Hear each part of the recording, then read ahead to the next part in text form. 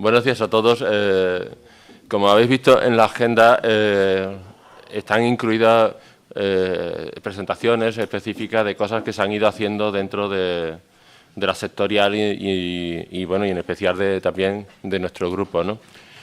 Pero en este caso, y después de debatirlo internamente, en los distintos foros, cada vez los foros son cada vez más paralelos, más, digamos, no existe un solo foro. Cuando empezamos a trabajar la presentación, nos pareció más adecuado darle un enfoque especial, ¿no? Aunque empezamos diciendo qué estamos haciendo, yo creo que una de las cosas que queremos recordaros es qué estáis haciendo, porque muchos, y ahora la presentación lo recoge, estáis participando en las cosas que se están haciendo, ¿no? Y uno de los temas, y yo había solo quedarme con esta primera slide, y es una cosa que defendemos, lo hemos hecho en otras presentaciones, darle un poco de sabor, de vida a lo que hacemos y las colaboraciones que hacemos.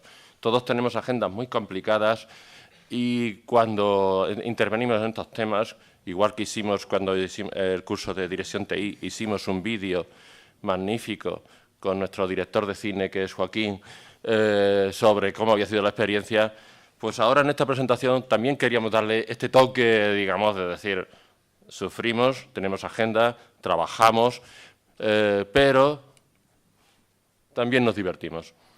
Todos los que colaboráis, y lo vais a ver en las distintas intervenciones, lo han pasado bien en todos los eventos y en todas las reuniones en las que estamos haciendo y trabajando.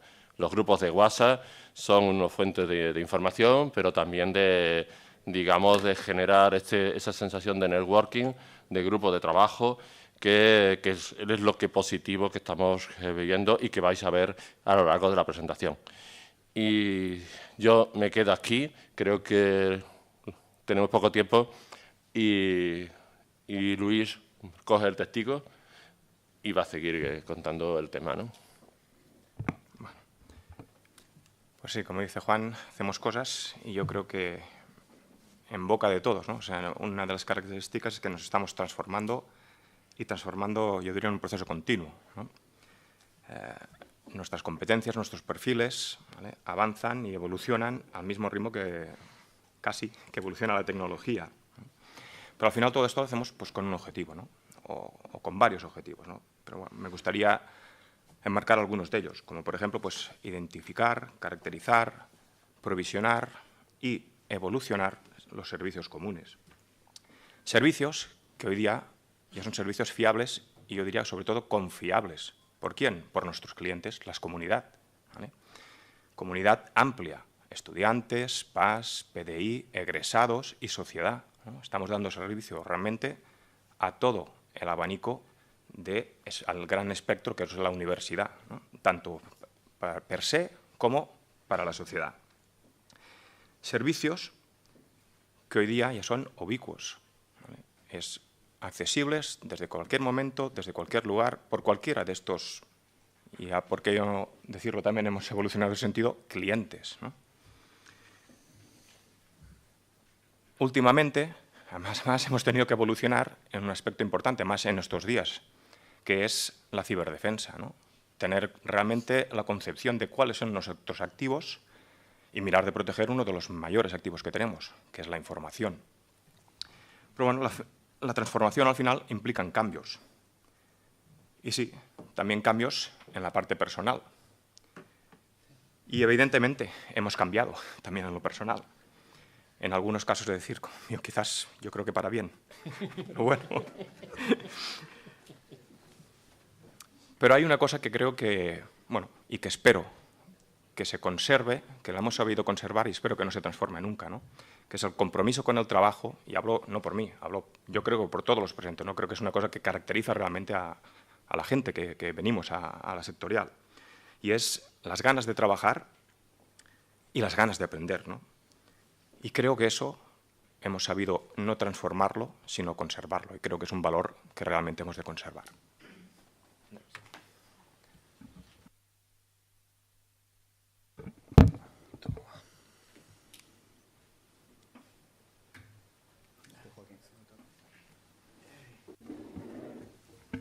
Hola, buenos días.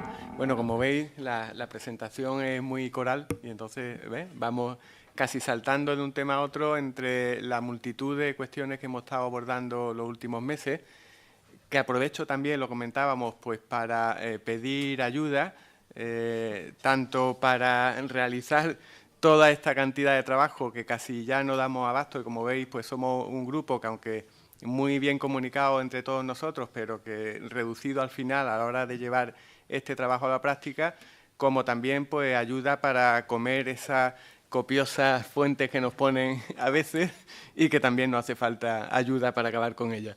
Bueno, ahí tenéis un ejemplo sacado de un periódico en Francia de, bueno, al final la imagen que todavía no hemos conseguido quitarnos muchas veces de encima, de los chicos que lo arreglan todo, que arreglan el ordenador, que llaman a nuestros CAU pues porque tienes un virus. Esa es la imagen que todavía desde los servicios de informática poco a poco la vamos eliminando, pero todavía quedan restos importantes. ¿Quién tiene el mando? Juan. No solamente del personal de informática, sino incluso los directores TI. También tenemos muchas veces una imagen, yo creo, ante los propios equipos de dirección como de héroes de las TI. O sea, cuando hay un problema gordo, llamamos al director TI que siempre sabe lo que hay que hacer. Y tampoco ese es, creo, no es nuestro papel ni nuestra función, sino que realmente es lograr convencer de que somos una ayuda para llevar a cabo la estrategia de transformación de las universidades. Y ese yo creo que es el sitio a donde tenemos que terminar consiguiendo que nos ubiquen. En el caso concreto de la parte que yo he estado más trabajando en el grupo, básicamente lo sabéis ya en el tema de competencias y perfiles profesionales, planes de formación, es decir, todo lo que tiene que ver con la transformación desde el punto de vista profesional de los que estamos trabajando en los servicios de informática en TI. En cuanto a competencias, Juan, lo último que hemos hecho, si recordáis en la última presentación, el marco de competencias europeo, del que mañana va a haber una mesa redonda y creo que va a ser muy ilustrativa de cómo están ahora mismo estos temas a nivel europeo, lo que hemos hecho es simplificarlos para que nos sea más fácil a las universidades implementarlos, en el sentido que es un marco también complejo que está pensado para cualquier tipo de industria, de cualquier tipo de rama, con lo cual, pues bueno, hay muchos perfiles, muchas competencias, lo hemos reducido, Juan, sí, y hicimos, digamos, una primera reducción y ahora hemos hecho una segunda más, de manera, ya digo, que las universidades que quieran adaptar este modelo les sea sencillo, no les lleve mucho tiempo leerse pues, realmente lo voluminoso que es el marco europeo, sino que lo pueda implantar con más sencillez, con cosas que no son más conocidas y más familiares. De hecho, las competencias en el marco europeo son 40, las hemos dejado en 19, que son las 19 que veis ahí, y los niveles de intensidad de esas competencias, que en el marco europeo son 5, lo hemos dejado reducido a 3, que básicamente son un nivel elemental, medio y avanzado. Y eso nos da, pues, un conjunto bastante más limitado de competencias profesionales que podemos intentar aplicar, pues, bueno, a lo que son nuestras RPT en el fondo. En cuanto a los perfiles, hemos hecho un trabajo similar, de una cantidad pues, importante de perfiles en el marco europeo. Lo hemos dejado inicialmente en esto, aquí están ubicados dentro de los mapas de proceso de las universidades, que básicamente son muy similares, pero aquí sí con la advertencia de que cada universidad posiblemente ahí aparecerán perfiles que aplican y faltarán perfiles que tienen algunas universidades que aquí no están. Bien, el trabajo que hemos hecho es sacar algo que sirva de guía. Esos perfiles que veis ahí los tenemos definidos con las competencias, la formación, las definiciones del puesto de trabajo, o sea, con toda la definición de ese perfil, de manera que crear un nuevo perfil, pues bueno, tiene una especie de plantilla con todo esto que te permite en un rato prácticamente pues generarte un nuevo perfil y definirlo. Todo esto, ya digo, este sería el esquema, pero está en el documento que tenemos y que está disponible. En principio estamos esperando, ¿no?, que CRUE tenga un espacio donde podamos dejar esa documentación el que la necesite, con ponernos un correo electrónico a cualquiera de nosotros, le enviamos toda esta documentación para que la tengáis. Y en cuanto a formación, lo que hemos hecho, pasa Juan, es a cada una de esas competencias que habíais visto antes, de las 19 competencias, asociarle qué formación es la que se necesita tener para tener cubierta la competencia. Con lo cual, tenemos ya un mapeo también de cuáles son nuestros perfiles, qué competencias tienen que tener esos perfiles y, por lo tanto, qué formación es la que se necesita. ¿Para qué? Pues para hacer planes de formación, por ejemplo, en nuestros servicios. Y fruto de todo esto, como un ejemplo, Juan, pues esta sería la gestión de seguridad con las competencias que debe tener, la A6, la E2 y la E6, y a partir de ahí, pues por ejemplo, surgió el curso que ahora se está dando en la Universidad Internacional de Andalucía, de formación en auditorías tecnológicas de seguridad y legal de sistemas de información, que ya se ha iniciado y, bueno, creo que con gran éxito. Ayer, de hecho, hubo sesión por la mañana en Sevilla y que tiene como objetivo pues, ir formando profesionales en esa competencia específica. Pasamos, bueno, esta es la foto de inauguración con el rector, el presidente de la CRUETI, que estuvo en ella, del primer día de curso. Y te paso la palabra. Hola. Aida. Bueno, además de trabajar en los perfiles profesionales y en la formación que debe tener o que deseamos que tenga nuestro personal, pues también hemos trabajado en el análisis de las plantillas que tenemos en los servicios de informática. Según University 2016, pues el año de revisión de la RPT es del 2009. Con lo cual estamos en este momento muchas universidades en ese proceso de revisión de, bueno, la época de crisis y demás ha hecho que las RPT se paralizaran y las plantillas permanecen. Entonces, queremos hacer un análisis de cómo deben evolucionar las plantillas en número, en cantidad y en cualificación. En formación, ya lo ha explicado Joaquín. Entonces, en mayo hicimos un informe que se distribuyó, ¿no? Creo. Y bueno, hablaba, esto es uno de los resultados. La columna global recoge los datos de un informe de Gartner en el que analizaba 210 organismos de educación, de los que el 87% son de educación superior, y establece esas áreas funcionales. Hemos hecho la comparativa con los datos de University 2016, agrupándolos también por esas áreas funcionales, y esa es la comparativa. Bueno, arriba del todo veis el porcentaje del personal, la diferencia entre el informe de Gartner y el sistema universitario español según University 2016. Y bueno, esos son los porcentajes de la distribución de las personas. El University 2016 son 63 universidades. Y bueno, pasa. Y eso es en efectivos. Esa es una simulación para una institución de 3.000 empleados.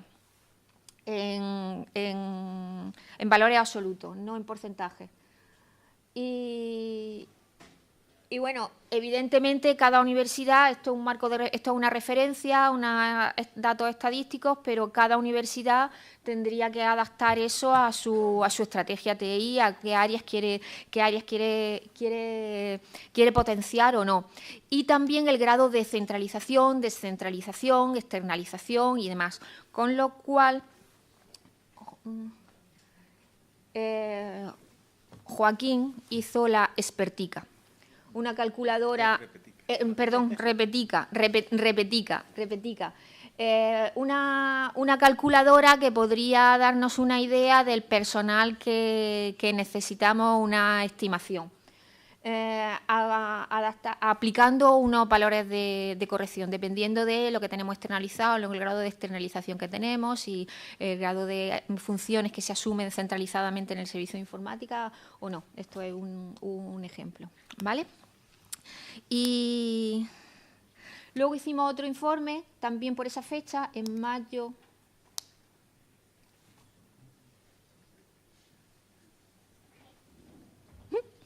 El libro blanco. El libro blanco.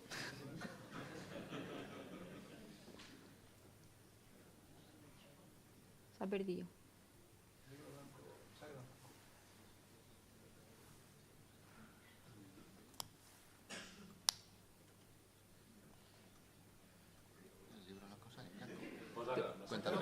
Bueno, lo cuento.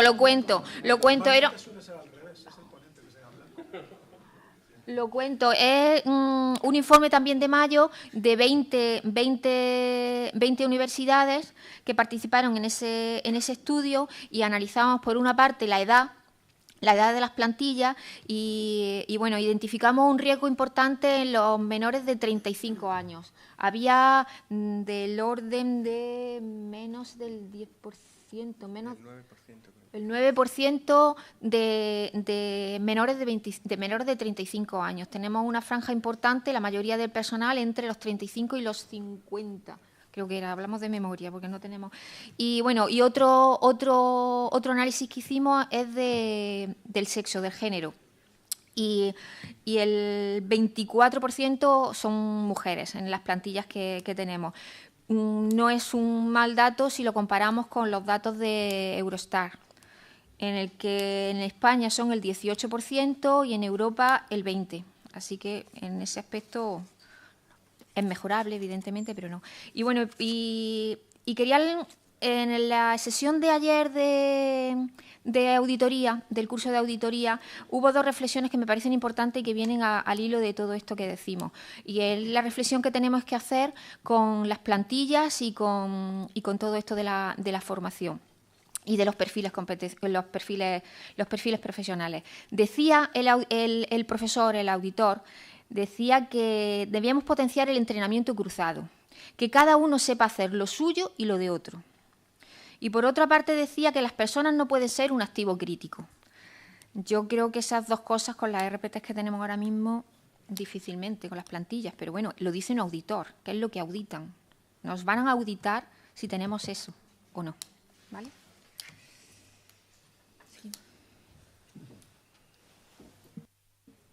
Bueno, yo espero un poquito para que la reflexión cale. El tema es que, como comentaba Lluís y Joaquín, nos transformamos, los superhéroes, y a veces los superhéroes, conforme van haciendo heroicidades, descubren, Juan, que no están solos. Y del mismo modo que Batman encuentra a Robin, pues nosotros estamos trabajando mucho como sectorial en fortalecer las relaciones con Rediris. Hay una comisión mixta que está teniendo cada vez más resultados, que supongo que comentará Tomás esta tarde. Y desde muchos ámbitos, administración electrónica, que también nos contarán, participación en el comité asesor de Rediris. Desde nuestro punto de vista de dirección de TI, además de todo esto, creemos que es una manera no solo de alinear visiones con otro superhéroe como Rediris, sino también de llegar al colectivo que hay más allá de todos los que estamos aquí presentes y que han salido a relucir antes. Es todo el colectivo de técnicos TI que hay detrás de nosotros y que estas cuestiones que nosotros trabajamos en la sectorial se extiendan, se difundan, se conozcan y vayamos trabajando de forma coordinada. En este sentido, yo creo que en Rediris hemos encontrado el foro que siempre teníamos y, además, lo hemos encontrado con la marca Cruetic. Llevamos varias jornadas consecutivas trasladando la visión que tenemos en la sectorial a través de un espacio que se nos reserva y que, como en el caso de Cantabria, ha sido coral, con una presentación exhaustiva de todas las iniciativas, proyectos y visión que tenemos desde la sectorial, y que ha calado, yo veo calando en distintos sentidos, tanto en la propia comunidad de Rediris como en la propia Rediris, que a la vista de las cosas que hemos contado también nos ha abierto las puertas a contactar y a lanzar proyectos con red.es, y uno de los ejemplos también lo veremos mañana en una exposición que hará Alejandro Tosina. En esta línea de colaboración incorporamos para el próximo mes de noviembre una jornada centrada en temas de movilidad en 2 ámbitos, y que aprovecho también para que podáis levantar la mano y participar. Hemos recuperado con Rediris su foro de movilidad, que creemos que es un tema que vuelve a estar otra vez en plena ebullición. Y hay 2 temas que queremos tratar desde el punto de vista de las instituciones y especialmente desde las universidades. Uno es el de las aplicaciones, tanto desde el punto de vista de APP CRUE como de algunos de vosotros que habéis decidido ir por otra línea o directamente que no entra en esa estrategia, y queremos que se debata el porqué. Así que os invito a participar por la mañana. Y por la tarde os invito a participar en el foro de evolución de las wifis, de los servicios de conectividad inalámbrica en los campus universitarios y toda la expansión de servicios que creemos que se nos viene encima. Así que ahí también os lanzo un poco el guante para ver si alguna universidad, tanto que haya estado estudiando el tema como que esté en estos momentos analizando hacia dónde va a ir, pueda participar en este foro. Y, por otro lado, estuvimos comentando también en la última reunión que una de las grandes iniciativas a nivel europeo es el acuerdo marco de homologación de infraestructuras como servicio con proveedores cloud que lanzó GEAN ya hace casi un año, y cómo podríamos ser capaces de adscribirnos al mismo las instituciones que estén interesadas. Aquí había una barrera importante de ámbito jurídico que yo creo que al final hemos tenido la suerte de que se resuelva o que esté a punto de resolverse, porque, como sabéis, la nueva ley de contratos se aprobó en el Congreso la semana pasada y está pendiente simplemente de que se publique en el BOE, a partir de lo cual hay un plazo de 4 meses para su entrada en vigor. Esto tiene otras derivadas bastante importantes que podríamos tratar en otro ámbito, pero desde el punto de vista de infraestructuras de TI, yo creo que nos abre las vías hacia un modelo de adquisición de servicios que teóricamente debe ser mucho más sencillo de adoptar.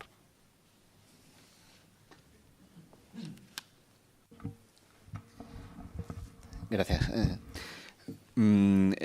Bueno, yo retomo un poco lo que dice Andrés, de que este espacio de CRUETIC ha fomentado y ha facilitado el desarrollo de unas redes de confianza, ¿no?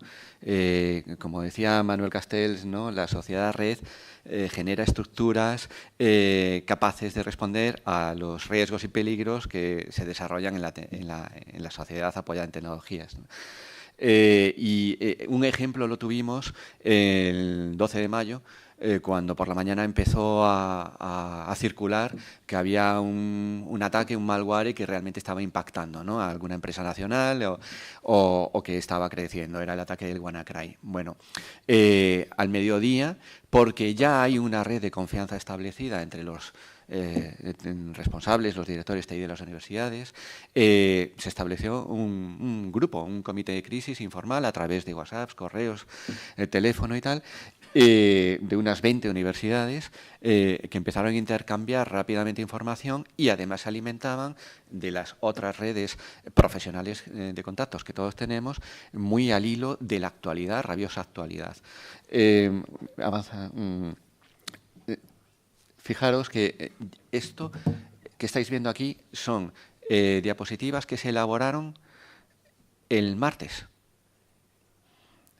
Desde el viernes al mediodía que se detectó y se declaró un poco la crisis, empezamos a defender las universidades, se pusieron en contacto entre sí unos 20 directores y otros que escuchaban un poco el flujo, empezaron a compartir medidas, scripts, esto sí, esto no, cómo estáis protegiendo, qué le está pasando pues a Telefónica, a los hospitales ingleses, así, viernes, sábado, domingo. Como eran directores TI, había equipos de 4, 5, 6 personas. Al final había 100 personas entre 20 universidades implicadas en sistematizar coordinadamente y con apoyo mutuo una defensa. Pero además, cuando ya se superó de alguna manera la crisis, se veía que el ataque no iba a penetrar en las universidades. Por suerte, la idiosincrasia nuestra tiene bastante protección perimetral y no tuvimos la mala fortuna que tuvieron otras compañías de que una pequeña penetración generó un gran daño.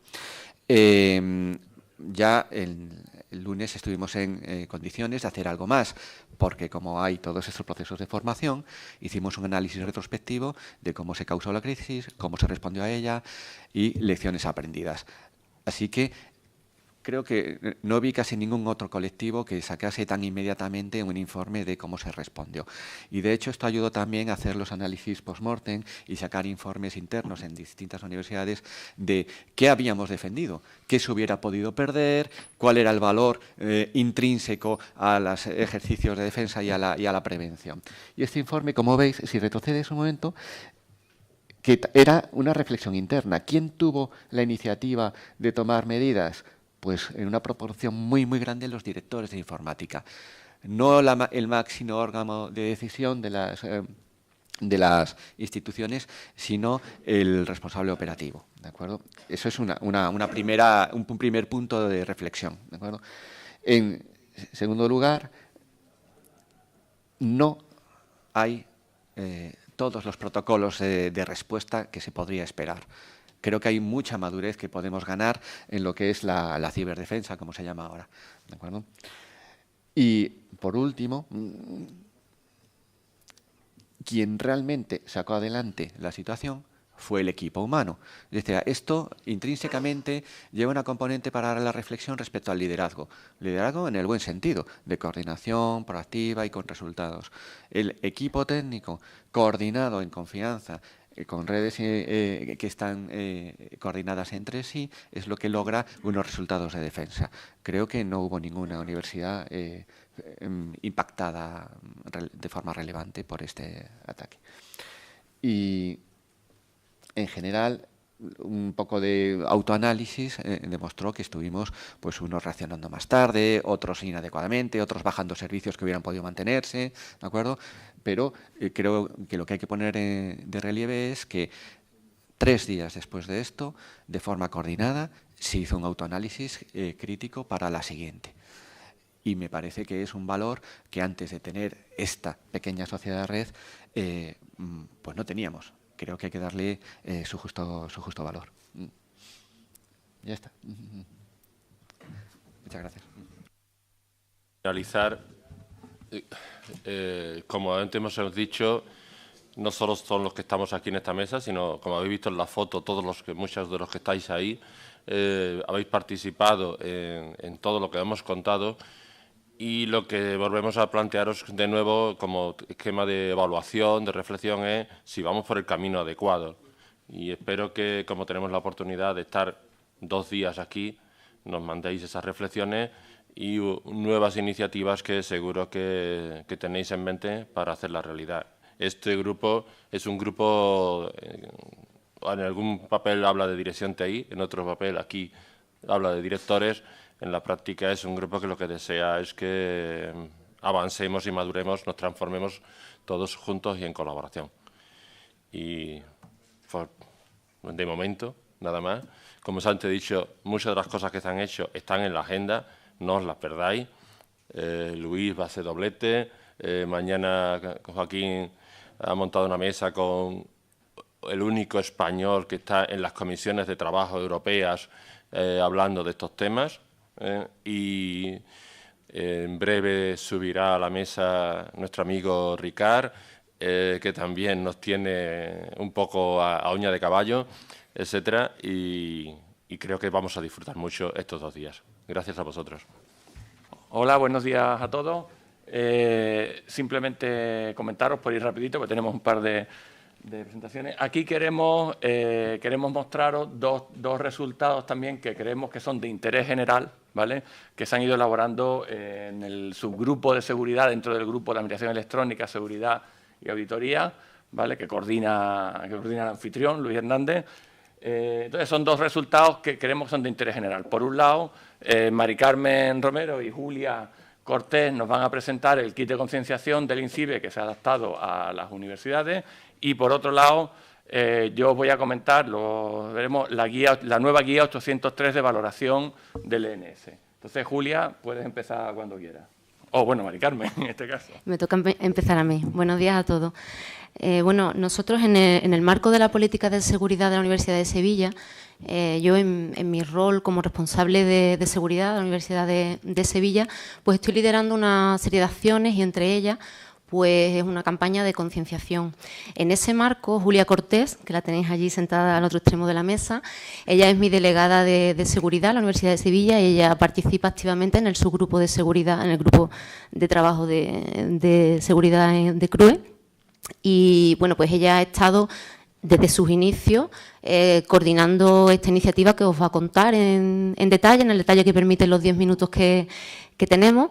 Y bueno, es un trabajo que realmente es INCIBE, pone a disposición de aquel que lo quiera utilizar, de aquella institución que lo quiera utilizar, pues recursos audiovisuales que permitan ayudar a las campañas de concienciación. Pues claro, nos encontrábamos con que esos recursos estaban, digamos, no estaban adecuados para el uso en universidades. Y entonces, pues aquí el trabajo que está haciendo es adaptar esos recursos para que puedan ser utilizados por universidades. Y eso es un poco lo que os va a contar más en detalle Julia. Hola, buenos días.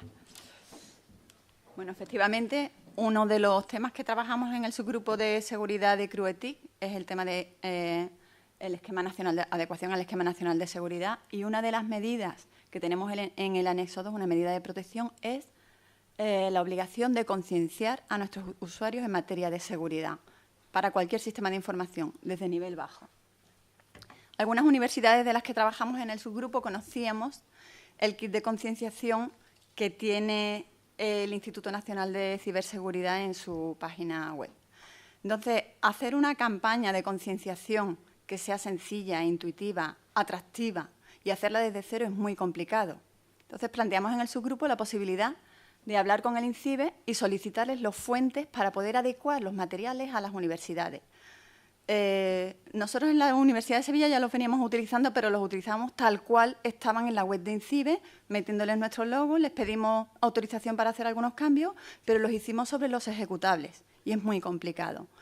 Entonces, para pedirlo formalmente, se planteó la posibilidad de firmar un acuerdo, un convenio de colaboración entre CRUE e INCIBE. Y el día 22 de junio de 2016 se firmó ese acuerdo. Ese acuerdo marco tiene como objeto desarrollar actuaciones de concienciación en materia de ciberseguridad. Es una naturaleza administrativa, con lo cual lo que está escrito allí es lo que procede exclusivamente y lo que recoge son las actuaciones que va a hacer INCIBE y los compromisos que tiene CRUE para desarrollo de talleres, de cualquier tipo de formación, jornada relacionadas con seguridad que fuera de interés para ambos. El punto que os pongo aquí en negrita al principio es uno de los apartados, de los párrafos que trae el convenio. Eso es lo que nos permite ya disponer de los fuentes, de que INCIBE nos proporcione los fuentes para adecuarlos a universidades. Ya desde el subgrupo, entonces, contactamos con ellos una vez firmado el convenio para que nos proporcionen los fuentes y, eso sí, elaboramos un documento con las condiciones de uso y elaboramos también un procedimiento interno porque tenemos que asegurarnos de que la distribución se hace solamente con la autorización pertinente. Ese procedimiento, una vez que estaban preparados las condiciones de uso y el procedimiento, ya se publicitó a través de la lista de responsables de seguridad de CRUE la posibilidad para que se pudieran solicitar, las distintas universidades solicitaran el kit, los fuentes del kit, para poder adecuarlo. Y del procedimiento y de gestión, pues ya nos encargamos en la Universidad de Sevilla. Las condiciones de uso, pues bueno, las lógicas y naturales. Mantener los logos de INCIBE, citar su autoría cuando utilicemos los materiales. Nos piden, por favor, que si hacemos cambios, que ellos los validen. Y que periódicamente, cada cierto tiempo, les mandemos un informe del uso que le hemos dado. Y además ellos tienen una encuesta que les da el feedback de la utilidad que tiene el kit y nos piden también que la rellenemos cuando usemos los materiales. El procedimiento de solicitud de los fuentes, bueno, pues se hace a través de los responsables de seguridad, se le piden a la universidad coordinadora, en este caso a la Universidad de Sevilla, se pone en copia al antiguo coordinador del subgrupo de trabajo y al actual coordinador, que es Paco Sampalo. Sigue estando José Antonio Pizarro porque él es el contacto con INCIBE. Y una vez que recibimos la solicitud de la Universidad de Sevilla, comprobamos que la persona que lo solicita es quien es, o sea, es la responsable y está de alta en el listado de responsables que tenemos en la CRUE, de responsables de seguridad. Y entonces se le facilitan las fuentes, se le recuerdan el compromiso de no difusión, las condiciones de uso, que habrá que rellenar un informe. ¿Vale? Muy bien, pues ya empezaron a pedir algunas universidades el kit y entonces nos planteamos que todas las universidades vamos a hacer los mismos cambios. Vamos a cambiar la terminología porque el kit de INCIBE va dirigido a empresas. Queremos meter nuestro logo, queremos quitar algunos consejos que son propios de empresas y no de universidades, meter algún consejo más propio de universidad. Entonces, si todos vamos a hacer lo mismo, ¿para qué me voy a pegar yo el trabajo de modificar todos los materiales? La Universidad de Granada también, la Complutense también. Vamos a hacer una cosa. Como queremos dar difusión al convenio CRUE-INCIBE y queremos dar difusión al kit a través de Rediris, hablamos con ellos de que nos organizaran una videosesión. Al final de esa videosesión, después de 1 hora y pico explicando el kit, cómo usarlo, cómo va a hacer la campaña de concienciación, propusimos la iniciativa de juntarnos, de que participaran en un grupo de trabajo unas cuantas universidades que se encargaran de la adecuación a nuestro ámbito y en vez de difundir los fuentes que nos ha dado INCIBE, que están orientados a empresas, difundimos un kit que es adecuado a universidades. Yo, con que hubieran salido 5 o 6 universidades, habría considerado que merecía la pena emprender la iniciativa. Pero al final de la videosesión ya había 6 o 7 universidades voluntarias y en los siguientes días aún surgieron algunas más. El objetivo, como os digo, es hacer un kit genérico. Pensamos inicialmente poner un logo genérico, logo UNIF, por ejemplo, y que luego, preparado el kit, cada universidad sustituyera ese logo por el suyo, pero entonces nos planteamos que muchas de las universidades no tienen los programas que son necesarios para modificar fuentes, porque hay que utilizar el Photoshop, el InDesign de Adobe, hay que utilizar, o sea, hay muchos tipos de materiales y entonces, para tener un kit genérico que pudiera ser utilizado sin ningún tipo de cambios, al final decidimos poner un logo de CRUE, puesto que esto es fruto del convenio entre CRUE e INCIBE, se mantiene el logo de INCIBE y se pone el logo de CRUE, de manera que la universidad que lo quiera utilizar tal cual lo tiene a su disposición y ya las que quieran poner su logo lo pueden poner también. El trabajo no es mucho, es simplemente consensuar los cambios, aplicarlos, que INCIBE nos valide esos cambios y ya lo podemos distribuir con el mismo procedimiento que teníamos a través de la lista de responsables. Estas son las universidades que están participando en la iniciativa. Somos 11 en total, hasta la Universidad de Sevilla, las que estamos adecuando los materiales. Y después la Universidad de Santiago de Compostela es la intermediaria con el INCIBE y la University es una universidad privada que es socia CRUE, que ha traducido algunos materiales y los ha puesto a nuestra disposición, algunos de los trípticos. Muy brevemente, el kit lo que contiene son 4 píldoras informativas que tienen medidas de seguridad para la información, los soportes, los puestos de trabajo y dispositivos móviles. Y cada una de esas píldoras informativas tiene todos estos materiales que veis ahí. Un vídeo interactivo, una presentación PowerPoint, un PDF explicativo, fondos de pantalla y salvapantallas y un test final para ver la utilidad de la formación. Esto es el valor añadido del kit. No solamente trae materiales para concienciar, sino que además nos ofrece herramientas para elaborar una campaña completa de concienciación. Nos ofrece aplicaciones para hacer ataques dirigidos si queremos hacerlo. Nos ofrece póster y tríptico para los eventos presenciales. Consejos de seguridad mensuales que podemos poner en las pantallas de los centros. Y lo más importante, el manual de implantación del kit. El manual nos propone una forma de hacer la implantación. Nos propone una fase, nos propone un cronograma.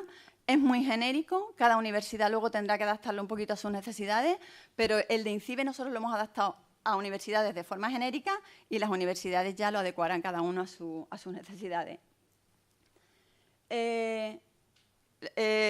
INCIBE quiere que le respondamos a su encuesta de satisfacción cuando usemos los materiales, pero además nosotros hemos elaborado una para luego también ver la utilidad del kit dentro de nuestra universidad. Situación en la que estamos ahora mismo en la iniciativa. Ahora mismo todos los cambios están consensuados, votados, aprobados en todos los materiales ya. Y están todos los cambios aplicados a los fuentes, salvo los últimos documentos que se han discutido a principios de esta semana, y hemos puesto fecha de entrega de esos materiales el 8 de noviembre. De manera que nos quede una semana, desde el 8 al 15, para que 2 universidades podamos revisar que todos los materiales se han hecho los cambios que habíamos acordado y sobre todo son homogéneos, uniformes, tienen los mismos logos con la resolución en el sitio adecuado. Y cuando tengamos esa revisión, le mandaremos el zip al INCIBE. Si nos lo valida, pues ya podemos empezar a distribuirlo con el mismo procedimiento que teníamos y las condiciones de uso, por supuesto. Y con esto termina la presentación y le paso la palabra a Paco. Pues no es por nada, pero perfecto, Julia. O sea, lo has clavado en tiempo y todo. Bien, la segunda parte que comentar, voy a ir muy rápido. Lo primero, comentaba que, bueno, voy a presentar la guía. Ay, lo que no sé es la presentación. A ver, ¿me puedes pasar?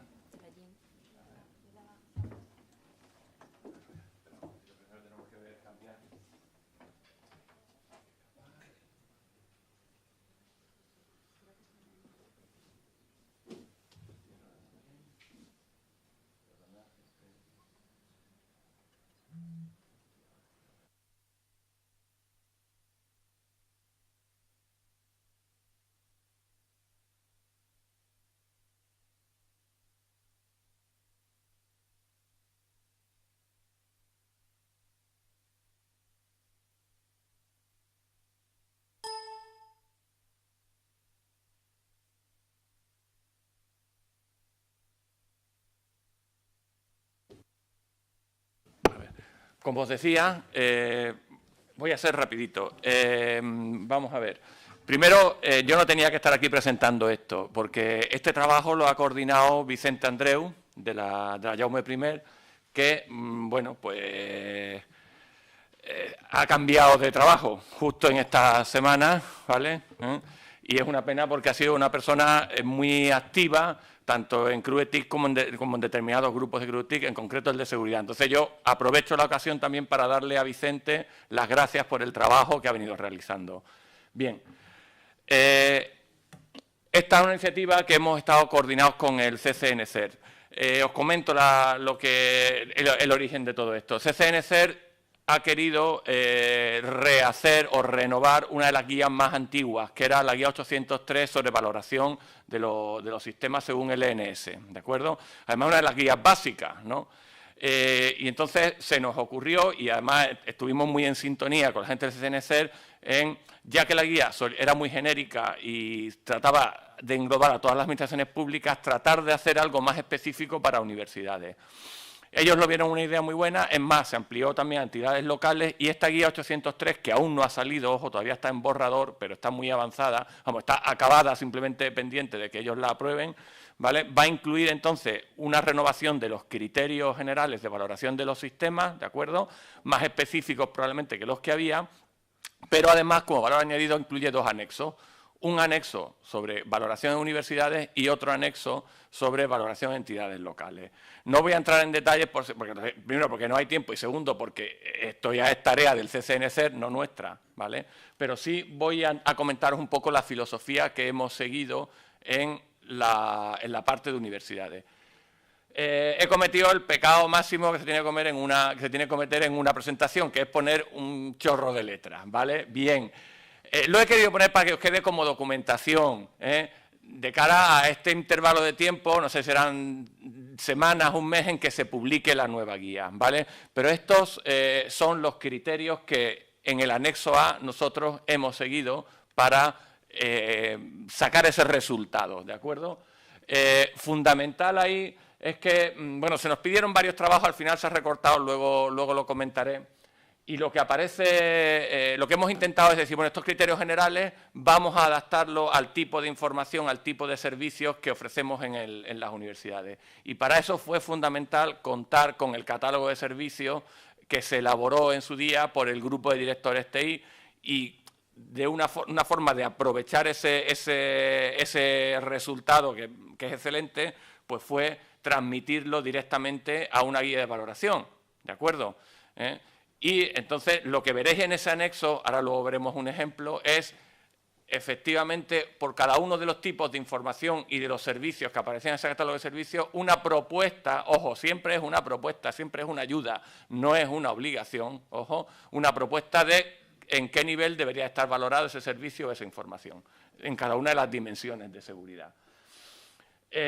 Como ponemos aquí, las universidades pueden utilizar este catálogo o no, extenderlo, juntar cosas. La idea es crear un Lego de piezas, ¿vale? De forma tal que tú digas, oye, pues mi sistema se compone de estos servicios. Bueno, pues voy, cojo para hacer una valoración rápida o para tener una referencia, cojo esos valores y los tomo como referencia. Luego los podré subir, modelar, subir o bajar en función de mi criterio particular. Esa es un poco la idea básica, ¿de acuerdo? Bien, como dato así general, comentaros que en una mayoría de dimensiones, servicios e informaciones la valoración daba como nivel básico, pero nos encontramos también bastantes casos, en minoría, pero todavía son, en los que daban valoraciones como de nivel medio, ¿de acuerdo? Pero eso sí, sobre todo Vicente aquí ha incidido mucho en el tema de investigación. El mundo de la investigación nos abre muchas dudas, ¿no? A la hora de valorar sistemas en las universidades, porque distintos grupos de investigación pueden estar trabajando sobre información que esté clasificada o tal, y eso, bueno, pues hemos procurado también ahí un poco introducir criterios para ese mundo. Y también importante, nos pidió el CCN que incluyéramos una serie de ejemplos. Hemos incluido 3 casos de uso distintos que pueden servir un poco de ejemplo de cómo utilizar esa guía. Bien, esto es un ejemplo de lo que se ha hecho, de lo que aparecerá en el anexo A. Tipo de información, la descripción y ya si contiene datos personales o no, la columna esa de en medio, la EDP, si le aplica el EPD o no, y ya las 4 dimensiones que se consideran en la guía, porque eso es una novedad. La guía 803 separa la dimensión de confidencialidad, integridad, autenticidad y trazabilidad solo para la información y la dimensión de disponibilidad solo para los servicios. ¿Ok? Y bueno, esto es un ejemplo.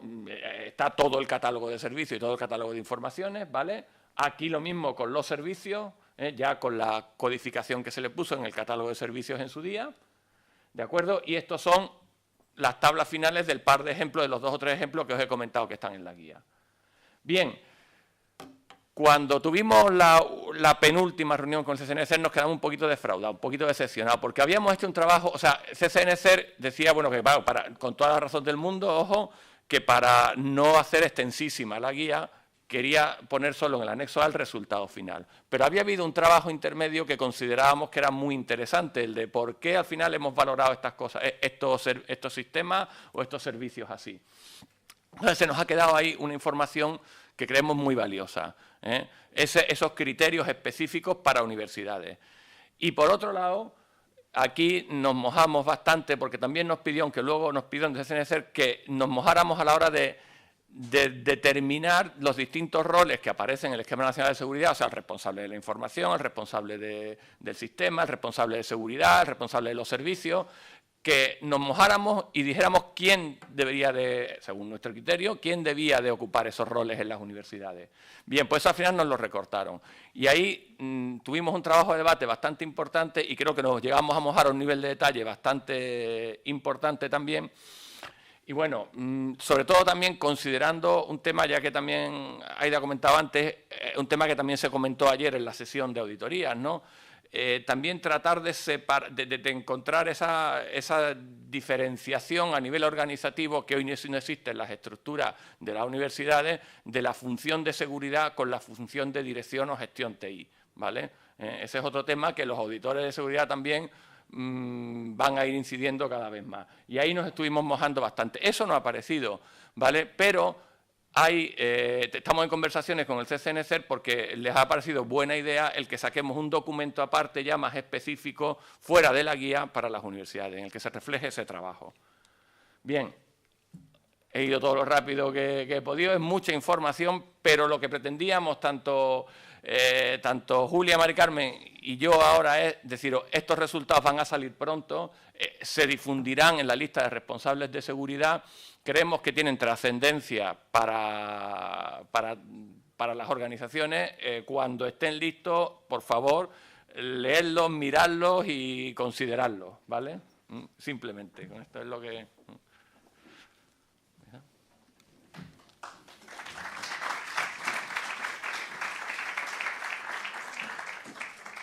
Bueno, buenos días a todos y a todas. Si me permiten, vamos a dar paso ahora a la mesa redonda relativa al Reglamento General de Protección de Datos de la Unión Europea. Inicialmente quiero presentarme, soy una infiltrada en estas jornadas. Soy Gloria Pena, secretaria general de la Universidad de Vigo y secretaria ejecutiva de la sectorial CRUE de Secretarías Generales. Este simplemente es una forma de evidenciar la necesidad de que colaboremos las distintas sectoriales entre nosotras y es un primer paso. Ya Ricard nos va a poner deberes para continuar en esa línea. Bueno, me corresponde a mí hacer la moderación de esta mesa y presentar, bueno, primero reconocer que es un enorme privilegio estar aquí, porque estoy rodeada de las dos personas que sin duda saben en estos momentos más de protección de datos en este país, que son Mar España y Ricard Martínez. Hacer una sinopsis de su currículum es, bueno, yo creo que innecesario, pero además muy difícil, pero bueno, me lo propongo en un par de minutos.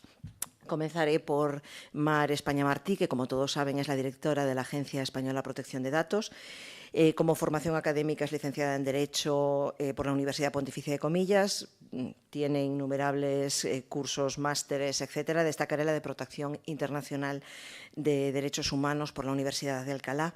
Y además de una extensa experiencia académica, sobre todo en el terreno de protección internacional de derechos humanos, políticas, derecho administrativo, etcétera, etcétera, sus distintos papeles de gestión la han ido orientando hacia este tema de protección de derechos humanos y protección de datos, comenzando desde un puesto de asesora técnica del director provincial de Educación de Cantabria, consejera técnica del director general de Coordinación y Alta Inspección del Ministerio de Educación, etcétera, asesora del ministro de Trabajo y Asuntos Sociales, directora del área de Alta Inspección de Educación en Andalucía, delegación del Gobierno, asesora de la Delegación del Gobierno de Madrid, etcétera, hasta llegar a este puesto de asesora en el Ministerio de Hacienda y Administraciones Públicas. Es, por tanto, una de las personas de mayor responsabilidad y de mayor formación en el país en este área. Y presentar a Ricard Martínez es a lo mejor todavía más innecesario, puesto que es mucho más conocido por ustedes. Es doctor en Derecho por la Universitat de Valencia, ha dedicado su investigación al estudio del derecho fundamental, a la protección de datos y a distintas cuestiones relacionadas con las repercusiones de las tecnologías de la información en la vida privada de los individuos. Tiene una extensísima producción científica en este ámbito, entre ellas distintas monografías dedicadas a tecnologías de la información, política y constitución, etcétera.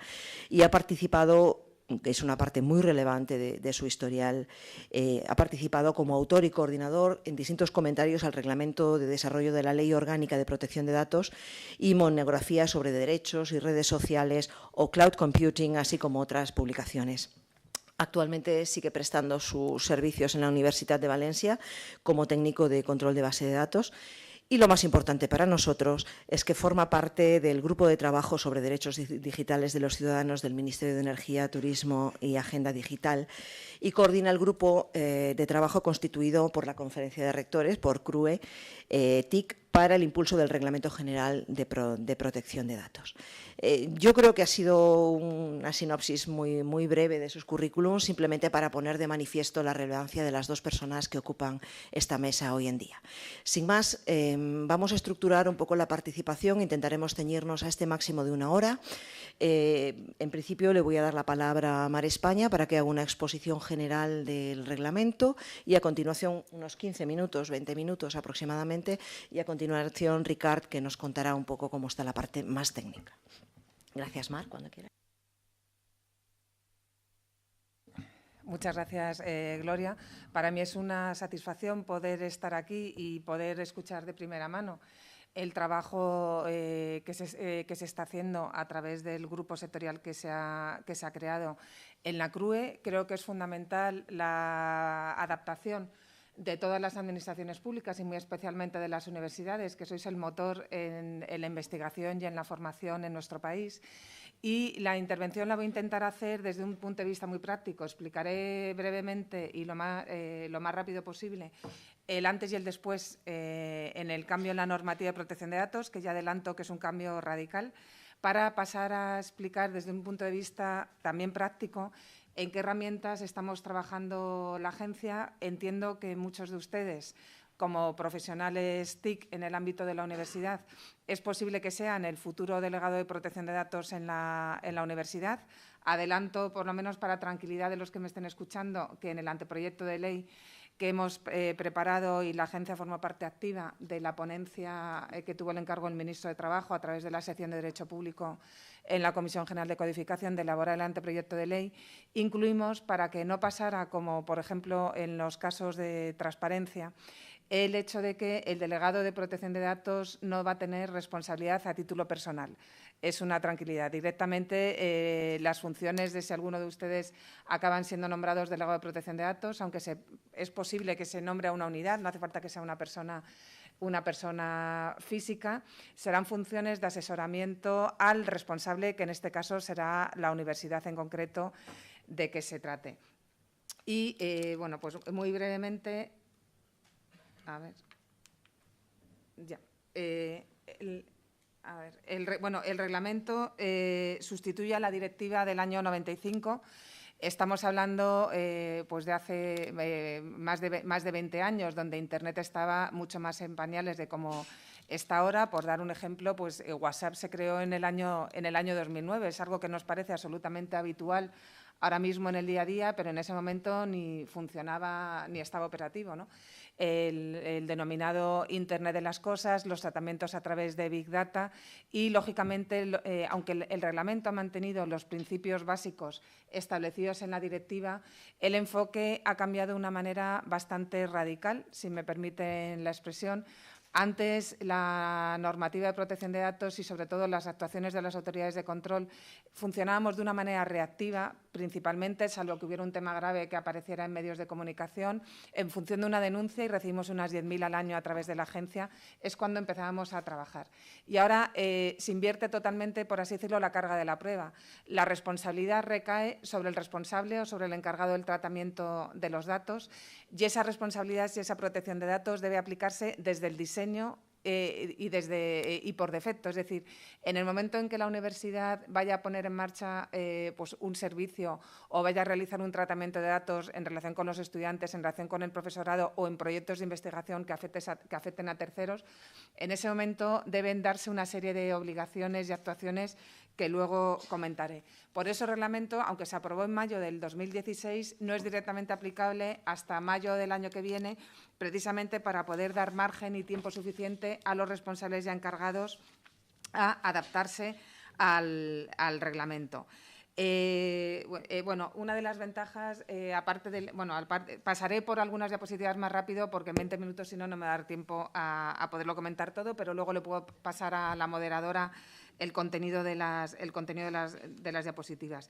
En cuanto al ámbito territorial de aplicación, hay una diferencia fundamental e importante. Precisamente gracias a los trabajos y a los esfuerzos que realizó la Agencia Española hace años en relación precisamente con Google, que negaba la competencia de la Agencia Española de Protección de Datos, entendiendo que era una empresa americana y que, por lo tanto, no se le aplicaba la normativa nacional y ni la normativa europea. Y gracias a la actuación de la agencia se consagró el famoso derecho al olvido, del que ya se han beneficiado más de 500.000 europeos desde la famosa sentencia del Tribunal de Justicia de la Unión Europea. Y este reglamento ya prevé expresamente que se aplica al tratamiento de los datos personales en el contexto de un establecimiento, el responsable o el encargado del tratamiento en la Unión, pero también si ese responsable o encargado está fuera de la Unión, siempre y cuando esté haciendo un perfilado a ciudadanos europeos o esté ofreciendo bienes, productos o servicios a ciudadanos en el ámbito de la Unión Europea. Y por dar solo una anécdota, el otro día me comentaba la Autoridad de Protección de Datos en Japón que habían hecho una encuesta y calculaban que el reglamento se iba a aplicar a más de 4 millones de empresas japonesas, precisamente por la extraterritorialidad comercial en la oferta de bienes y servicios a ciudadanos de la Unión Europea. Y esto es una diferencia importante ya que se recoge expresamente en el reglamento. Los principios son muy similares a la directiva, los principios generales de licitud, lealtad, transparencia, limitación en la finalidad, minimización de los datos, exactitud, limitación en el plazo de conservación, pero se insiste mucho, y esto es un plus, en el principio de integridad y confidencialidad y lo que es la clave y el eje angular sobre el que se basa todas las obligaciones en el reglamento, en la responsabilidad activa del responsable. Esto, por un lado, es una ventaja, ya que, por ejemplo, la universidad y dentro, además de su ámbito de autonomía organizativa, tendrá mucho más margen y más flexibilidad para decidir libremente. No se tiene que adaptar a las medidas que hay ahora mismo en el reglamento vigente de desarrollo de la ley orgánica en función de que el tratamiento de datos sea básico, medio o alto. Y tendrán libertad para decidir cuáles son las medidas técnicas organizativas o de seguridad necesarias, pero a cambio y en contraposición no tiene esa seguridad jurídica o ese estándar de unas medidas que ya haya determinado la agencia española o un texto legal o reglamentario, de manera que pues entiendo que en muchas ocasiones pues puede haber determinadas dudas por parte de los responsables sobre las medidas a adoptar. El reglamento establece que una vez se haya realizado el análisis de riesgos, si hay un riesgo alto para los derechos y libertades de las personas, es cuando es obligatorio realizar una evaluación de impacto. Y si tras haber realizado esa evaluación de impacto sigue habiendo dudas por parte de ese responsable o encargado sobre las medidas técnicas u organizativas a adoptar, obligatoriamente deberá consultar a la Agencia Española de Protección de Datos. Lo apunto por si luego no me da tiempo a comentarlo posteriormente. Hay 6 causas de legitimación para el tratamiento de los datos. No me voy a extender porque si no, no me daría tiempo. Lo puedo trasladar a través del contenido de las diapositivas. Pero una diferencia importante. En muchas ocasiones, el tratamiento de datos en nuestro país se estaba basando, y esto era una peculiaridad respecto a otros países en la Unión Europea, en el consentimiento tácito. Y a partir del 25 de mayo del año que viene será ilegal cualquier tratamiento de datos realizado en base al consentimiento tácito. Y otra diferencia importante es que el interés legítimo, pues ahora mismo todas las bases de tratamiento están equiparadas a un mismo nivel de importancia. El interés legítimo será otro de las causas del tratamiento, y en el caso pues de las universidades públicas, pues la mayoría de la legitimidad del tratamiento será en base al interés público o en base precisamente a la legitimación que otorga la suscripción de un contrato.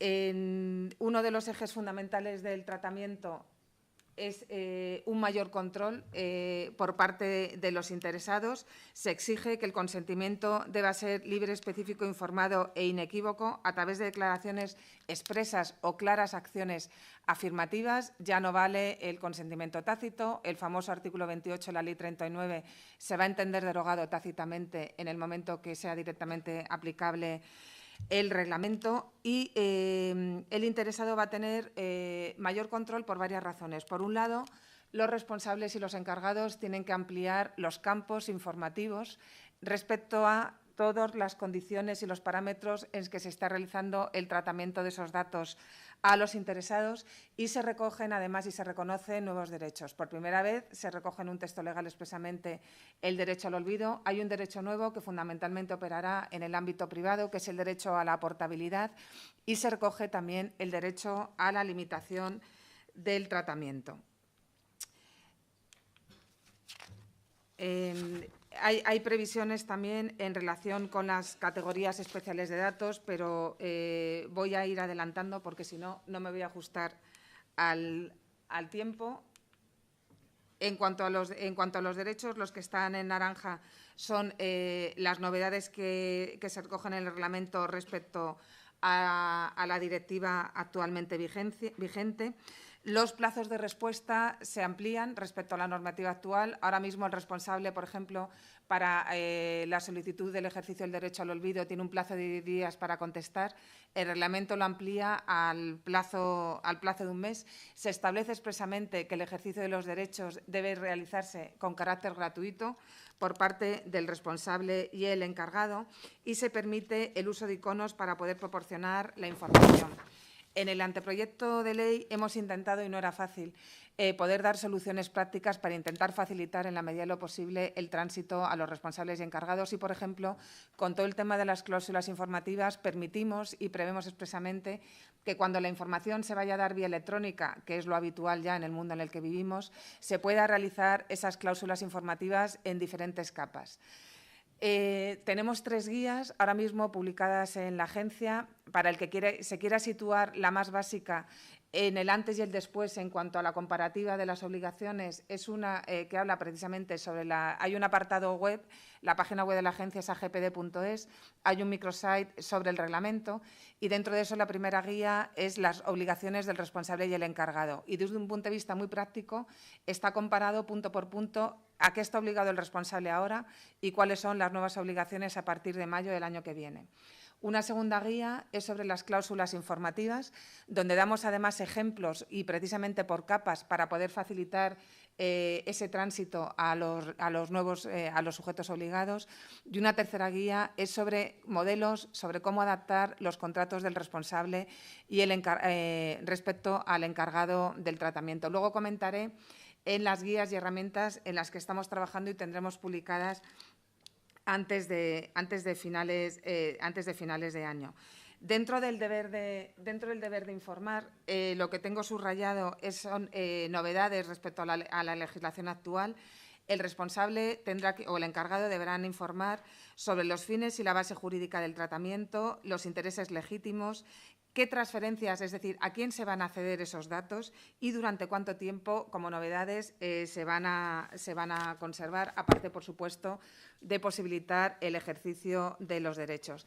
Y también, y esto es importante, se debe informar al afectado si se va a hacer un perfilado con arreglo a los datos que se están recabando directa o indirectamente de esa persona. El reglamento también cambia la información que debe darse según los datos sean recabados directamente del interesado o se recaben a través de un tercero. No voy a extenderme en el tema de la limitación del tratamiento, el derecho a la portabilidad y los demás derechos, porque quiero ir a los aspectos más. No es que esto no sea importante, pero quiero ir a los temas de responsabilidad activa que entiendo. Esto sería. No, esta no, la siguiente. El decálogo, el top 10, por así decirlo, de las obligaciones que deben realizar los responsables y los encargados a partir de mayo del año que viene. En primer lugar, desaparece la obligación de inscribir los ficheros, tanto públicos como privados, en la agencia. Ahora mismo tenemos más de 4 millones de ficheros inscritos y eso se sustituye por la obligación de mantener y llevar un registro general de actividades de tratamiento que no es necesario tener inscrito en la agencia. Esa sería primero la primera obligación, el primer paso que debe dar una universidad es identificar, que no es fácil, qué tratamientos de datos estamos llevando a cabo con los empleados, con los estudiantes, con los terceros proveedores, con las personas que nos sirven, por ejemplo, sus datos objeto para determinadas investigaciones o para temas estadísticos. Y una vez identificado con todos los campos el tratamiento de datos que se está llevando a cabo, bueno, lo primero que tiene que hacer una universidad es nombrar un delegado de protección de datos. Eso es lo primero. Y ese delegado de protección de datos debería estar nombrado ya, porque todas estas obligaciones requieren meses y una labor exhaustiva de análisis de todos los tratamientos y de análisis de los riesgos. Y, siento decirlo, pero si el 25 de mayo del año que viene las universidades, y pongo el ejemplo de las universidades porque es el foro en el que estamos, no tienen realizado todas estas obligaciones, cualquiera puede denunciar ese incumplimiento de la normativa. En el ámbito público, por ahora, en el anteproyecto de ley, no se prevé una sanción económica. No puedo garantizar que eso sea lo que salga aprobado por las Cortes Generales, porque estamos pendientes del dictamen del Consejo de Estado, que es inminente, y previsiblemente el Consejo de Ministros apruebe el anteproyecto de ley el mes que viene y se envíe a las Cortes Generales en ese mes. Pero de ahí a lo que pueda pasar, pues bueno, puede haber todo. Hay un amplio abanico de posibilidades. El ámbito de las sanciones luego lo comentaré al final de la intervención. Pero una vez designado el delegado de protección de datos, que puede ser una persona de la propia universidad, puede ser una persona física o jurídica, alguien externo, a tiempo parcial o a tiempo completo. Yo entiendo que la universidad, por lo menos, y una persona se queda corta, debería ser tanto interno como externo a tiempo completo. Sí me gustaría incidir en el perfil del delegado de protección de datos. El reglamento habla de que tenga conocimientos especializados en derecho, pero no es necesario ni siquiera que tenga el grado, o sea, y mucho menos que se exija que tenga el grado en derecho, con lo cual perfectamente podría ser delegado de protección de datos una persona con conocimientos especializados en informática, de forma que ya tendría cubierto todos los temas de seguridad, que es algo esencial, y que haya realizado una formación especializada en protección de datos desde el punto de vista jurídico. ¿Por qué no? Entonces, una vez identificado ese delegado de protección de datos, que, insisto, no tiene responsabilidad a título personal, su función es de asesoramiento y conseguir que la universidad, en este caso, cumpla con las obligaciones, se deben identificar el Registro General de Actividades de Tratamiento y después pasar ya a realizar el análisis de riesgo. En el ámbito público, estamos trabajando a través del Esquema Nacional de Seguridad, que es por todos conocido, y a través de la herramienta Pilar.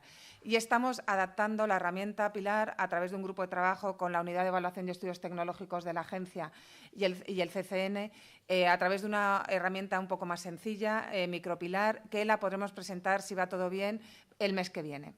Y ese análisis de riesgo en el ámbito público pues, se hará, es obligatorio hacerlo a través del Esquema Nacional de Seguridad y esa herramienta estará accesible de forma gratuita a todos los responsables públicos.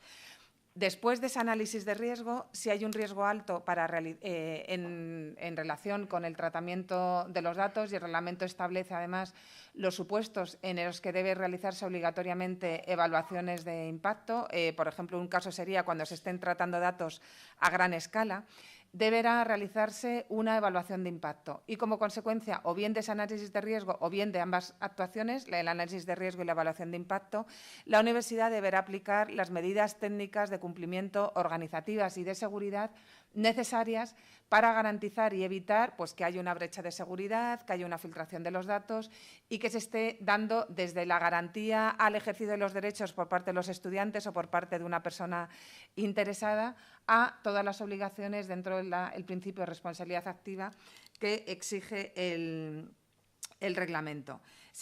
Debería establecerse también el protocolo para la notificación, ojalá no las hubiera, de las brechas de seguridad, que se establece una con carácter obligatorio, ahora solo está en el ámbito de los servicios de las telecomunicaciones y ya se establece con carácter general en todos los ámbitos y con un plazo global de 72 horas, salvo razones que lo justifiquen.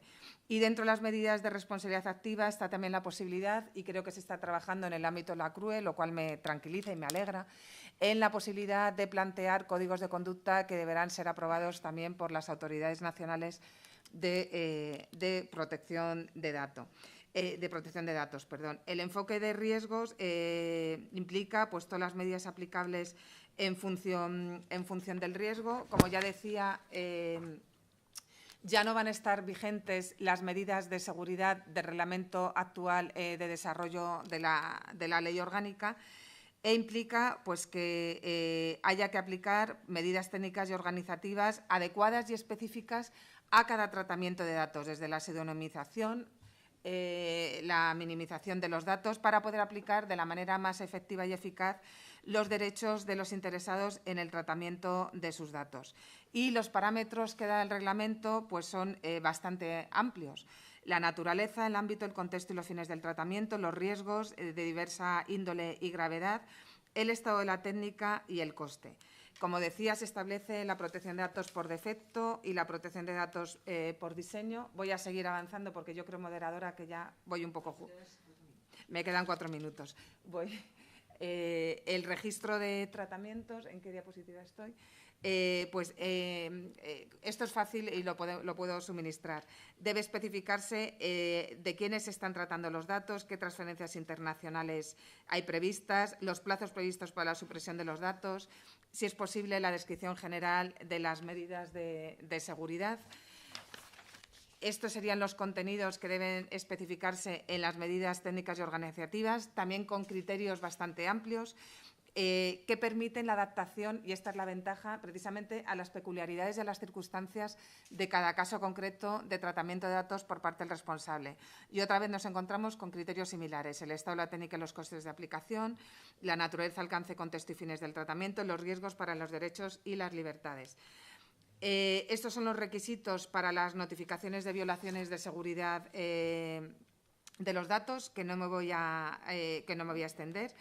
Los supuestos en que es obligatorio realizar una evaluación de impacto son 3 los previstos en el reglamento. Cuando se estén elaborando perfiles sobre cuya base se estén tomando decisiones que produzcan efectos jurídicos en las personas, tratamientos a gran escala de las categorías especiales de datos, y no hay una definición concreta de qué entendemos tratamiento de datos a gran escala, y una observación sistemática a gran escala en una zona de acceso público. El reglamento también ha establecido una experiencia piloto. Es la primera vez que para la garantía de un derecho fundamental nos vamos a tener que poner de acuerdo obligatoriamente los 28 actuales Estados miembros en toda la tramitación. De las 10.000 denuncias que recibimos, el 50% tienen alcance transnacional, bien porque pues fundamentalmente porque se están refiriendo a empresas, pues por ejemplo las empresas de telecomunicaciones de nuestro país o entidades bancarias que ofrecen servicios por encima del ámbito territorial español. Esto implica que nos vamos a tener que poner de acuerdo en un procedimiento tramitado en inglés en varias fases del procedimiento. No voy a aburrir, pero también, por si consuela, para las autoridades nacionales esto está suponiendo también un verdadero reto, porque va a ser de una complejidad tremenda, que implica además que la Ley 39 no va a poder aplicarse más que de forma subsidiaria, porque en determinados momentos para la determinación de la autoridad líder, para la propuesta incluso de actuaciones de investigación o la propuesta del procedimiento sancionador, si hay discrepancia nos vamos a tener que poner de acuerdo, y si no se crea la figura del Comité Europeo de Protección de Datos. Pero, bueno, no me da tiempo a comentarlo, así que seguiré pasando adelante. Sí que se establece cuándo se debe consultar a la agencia española cuando una evaluación de impacto muestre que el tratamiento entraña un alto riesgo y el responsable tenga dudas en cuanto a las medidas técnicas y organizativas adoptar. Y sí me centraré muy rápidamente en el delegado de protección de datos.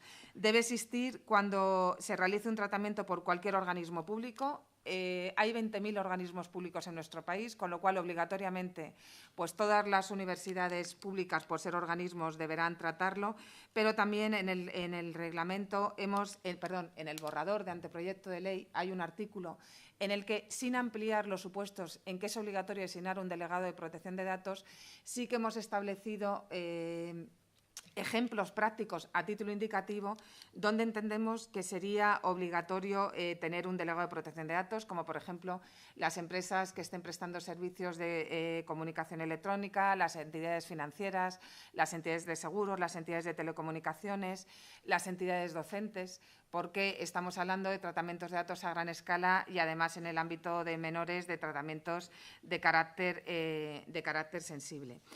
Y en cuanto al delegado de protección de datos, hemos puesto en marcha y hemos sido la única autoridad a nivel europeo, y la CRUE, y estaba Ricard como uno de los representantes, formaba parte del Comité Técnico de Expertos que asesoraron a la agencia precisamente para este esquema de certificación de profesionales. Hay un tema ahora mismo que es clave, que es la consultoría. Ahora mismo está cambiando el régimen normativo después de 22 años. En el ámbito de la consultoría de protección de datos hay gente muy seria y hay gente que no lo es tanto, y además que están utilizando fondos de la formación tripartita, se llaman a coste cero, donde a través de un papel, de un certificado que ofrecen al empresario a través de un supuesto curso de formación, se supone que le están dando el cumplimiento de la normativa de protección de datos, y no es cierto. Aparte que eso lo estamos trabajando ya con el Ministerio de Trabajo, entendíamos que era esencial que en el momento en que un responsable quiera, o bien porque es obligatorio que nombre un delegado de protección de datos, o bien porque para cubrirse y hacer este tránsito de la mejor manera posible quiera libremente contratar un delegado de protección de datos de forma voluntaria, Estamos trabajando también, y esto también es un nicho de mercado, y la agencia en este momento, pues, lógicamente, su posición es absolutamente neutral, pero estamos trabajando, y lo pongo como ejemplo, con todos los colegios profesionales que representan a 1.300.000 de colegiados en nuestro país. Y, por ejemplo, ¿por qué no el Colegio Profesional de Graduados en Superior de Informática no puede ofrecer a los colegiados un delegado de protección de datos voluntariamente, lo mismo que negocia con las entidades de seguro primas más ventajosas para sus colegiados, de manera que ese profesional pueda, a través de una prima o a través de una contratación parcial, pero en unas condiciones mucho más ventajosas, porque es piramidal y porque además ese delegado de protección de datos no hace falta que haga el análisis de riesgo adaptado a cada profesional. Será un análisis de riesgo tipo en la mayor parte de los casos y pagando un análisis se puede escalar de forma piramidal a un coste muchísimo menor. Estamos trabajando en fórmulas flexibles para poder promover precisamente ese esquema y esa utilización del delegado de protección de datos, pero un delegado de protección de datos serio, que se haya acreditado, que está formado y que tiene experiencia en el ámbito de la protección de datos cualificada. Y de esa forma hemos puesto en marcha recientemente un esquema de certificación de delegados de protección de datos, donde contamos también con el asesoramiento de la CRUE, donde se acredita un mínimo de formación, un mínimo de experiencia, que esa persona ha pasado las 150 preguntas que se elaborarán en la agencia española y a través de la acreditación del organismo competente, que es la ENAC en nuestro país. No es obligatorio que se contrate a un delegado de protección de datos a través de este esquema, pero yo lo recomiendo porque por lo menos al profesional le va a dar unas garantías de seriedad, de profesionalidad, de formación y de experiencia, y todos los requisitos lo tenemos planteado en la página web, y por qué no las universidades no pueden impulsar pues, toda esta actividad de formación para los futuros delegados de protección de datos. Y no me quiero comer el tiempo de Ricard. Sí quería comentar muy brevemente, y ya para terminar, el régimen de sanciones en la agencia, en el reglamento, cambia de manera radical. Ahora mismo las sanciones van hasta un máximo de 600.000 euros, pero hubo una modificación en el 2012 de la Ley de Protección de Datos y normalmente se aplica, si no ha habido una infracción muy grave, la escala inmediatamente inferior. Y ahora las sanciones implican y abarcan hasta el 4% del volumen global de facturación anual de la empresa o 20 millones de euros. Es decir, para el ámbito privado yo entiendo que hay pues un verdadero temor, es cierto y es lógico.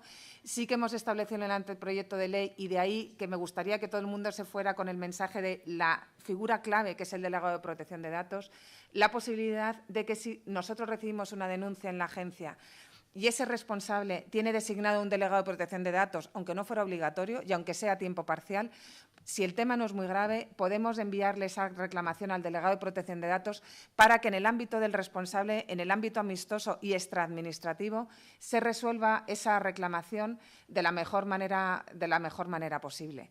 Y brevemente, ya para terminar, estamos trabajando intensamente y el mes que viene podremos presentar, si va todo bien, una guía para el análisis de riesgo y una guía sobre la evaluación de impacto. Y estamos trabajando activamente en el ámbito público con el INAP para poder ofrecer formación no solo a la Administración General del Estado. Empieza próximamente un curso online. Tenemos previsto una jornada práctica de un día en base a la experiencia de la agencia, que estamos ya en la fase de elaboración del análisis de riesgo y la evaluación de impacto. Y luego habrá también un curso especializado que se ofrecerá gratuitamente a todos los institutos de formación autonómicos, y estamos trabajando también con la FEM. Y en el ámbito privado, con los colegios profesionales, con CEO y con CEPIME y con las dos asociaciones que hay de autónomos en nuestro país. Y sin más, yo termino. Perdonen si he ido muy rápido y estoy a su disposición para cualquier pregunta después y posterior en el coloquio. Muchas gracias.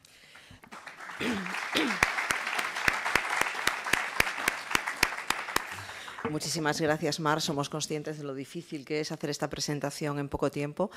Y a continuación cedo la palabra a Ricard Martínez. Vamos a intentar dejar por lo menos 10 minutos para plantear preguntas a continuación. Ricard.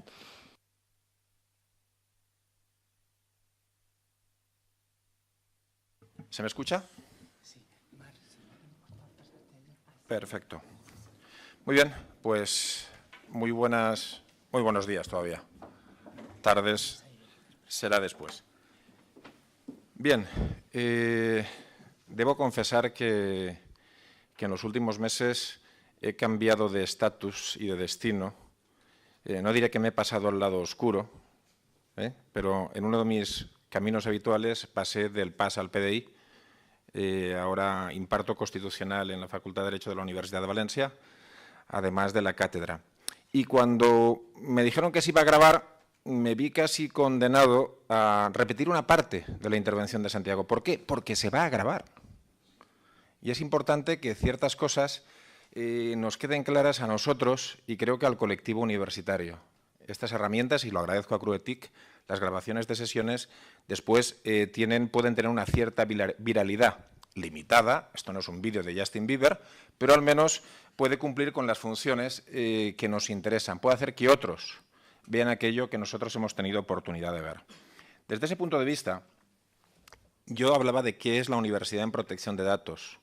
Y quiero recordar que subrayaba algo que creo que es fundamental. La universidad produce ciencia, produce conocimiento. La mayor parte de publicaciones sobre protección de datos han nacido de la universidad.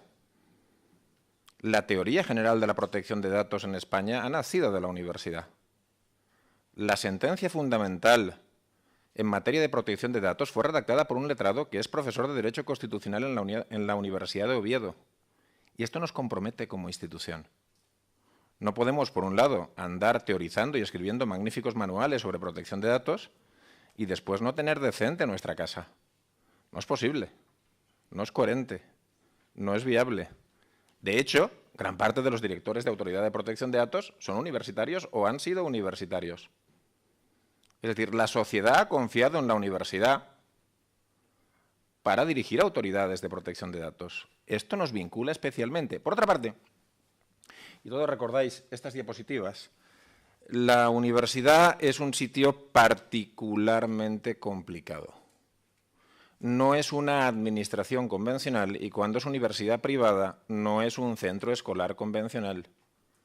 No lo es por el volumen de población, por la cantidad de centenares de miles de estudiantes que pasan por nuestras aulas y por los millones que han pasado y cuyo expediente estará vivo in illo tempore, porque nosotros certificamos su conocimiento y porque al final, perdonen la brutalidad, aunque se mueran, muchos de esos datos van a tener interés histórico. Por tanto, vamos a custodiar datos de la mayor parte, si no de todos los egresados de este país de los últimos 50 años. Y esto no es ninguna tontería. Sumémosles los datos sobre nuestro propio personal. Miles de personas trabajan en nuestras instituciones. No hace falta que les recuerde datos que ustedes ya saben.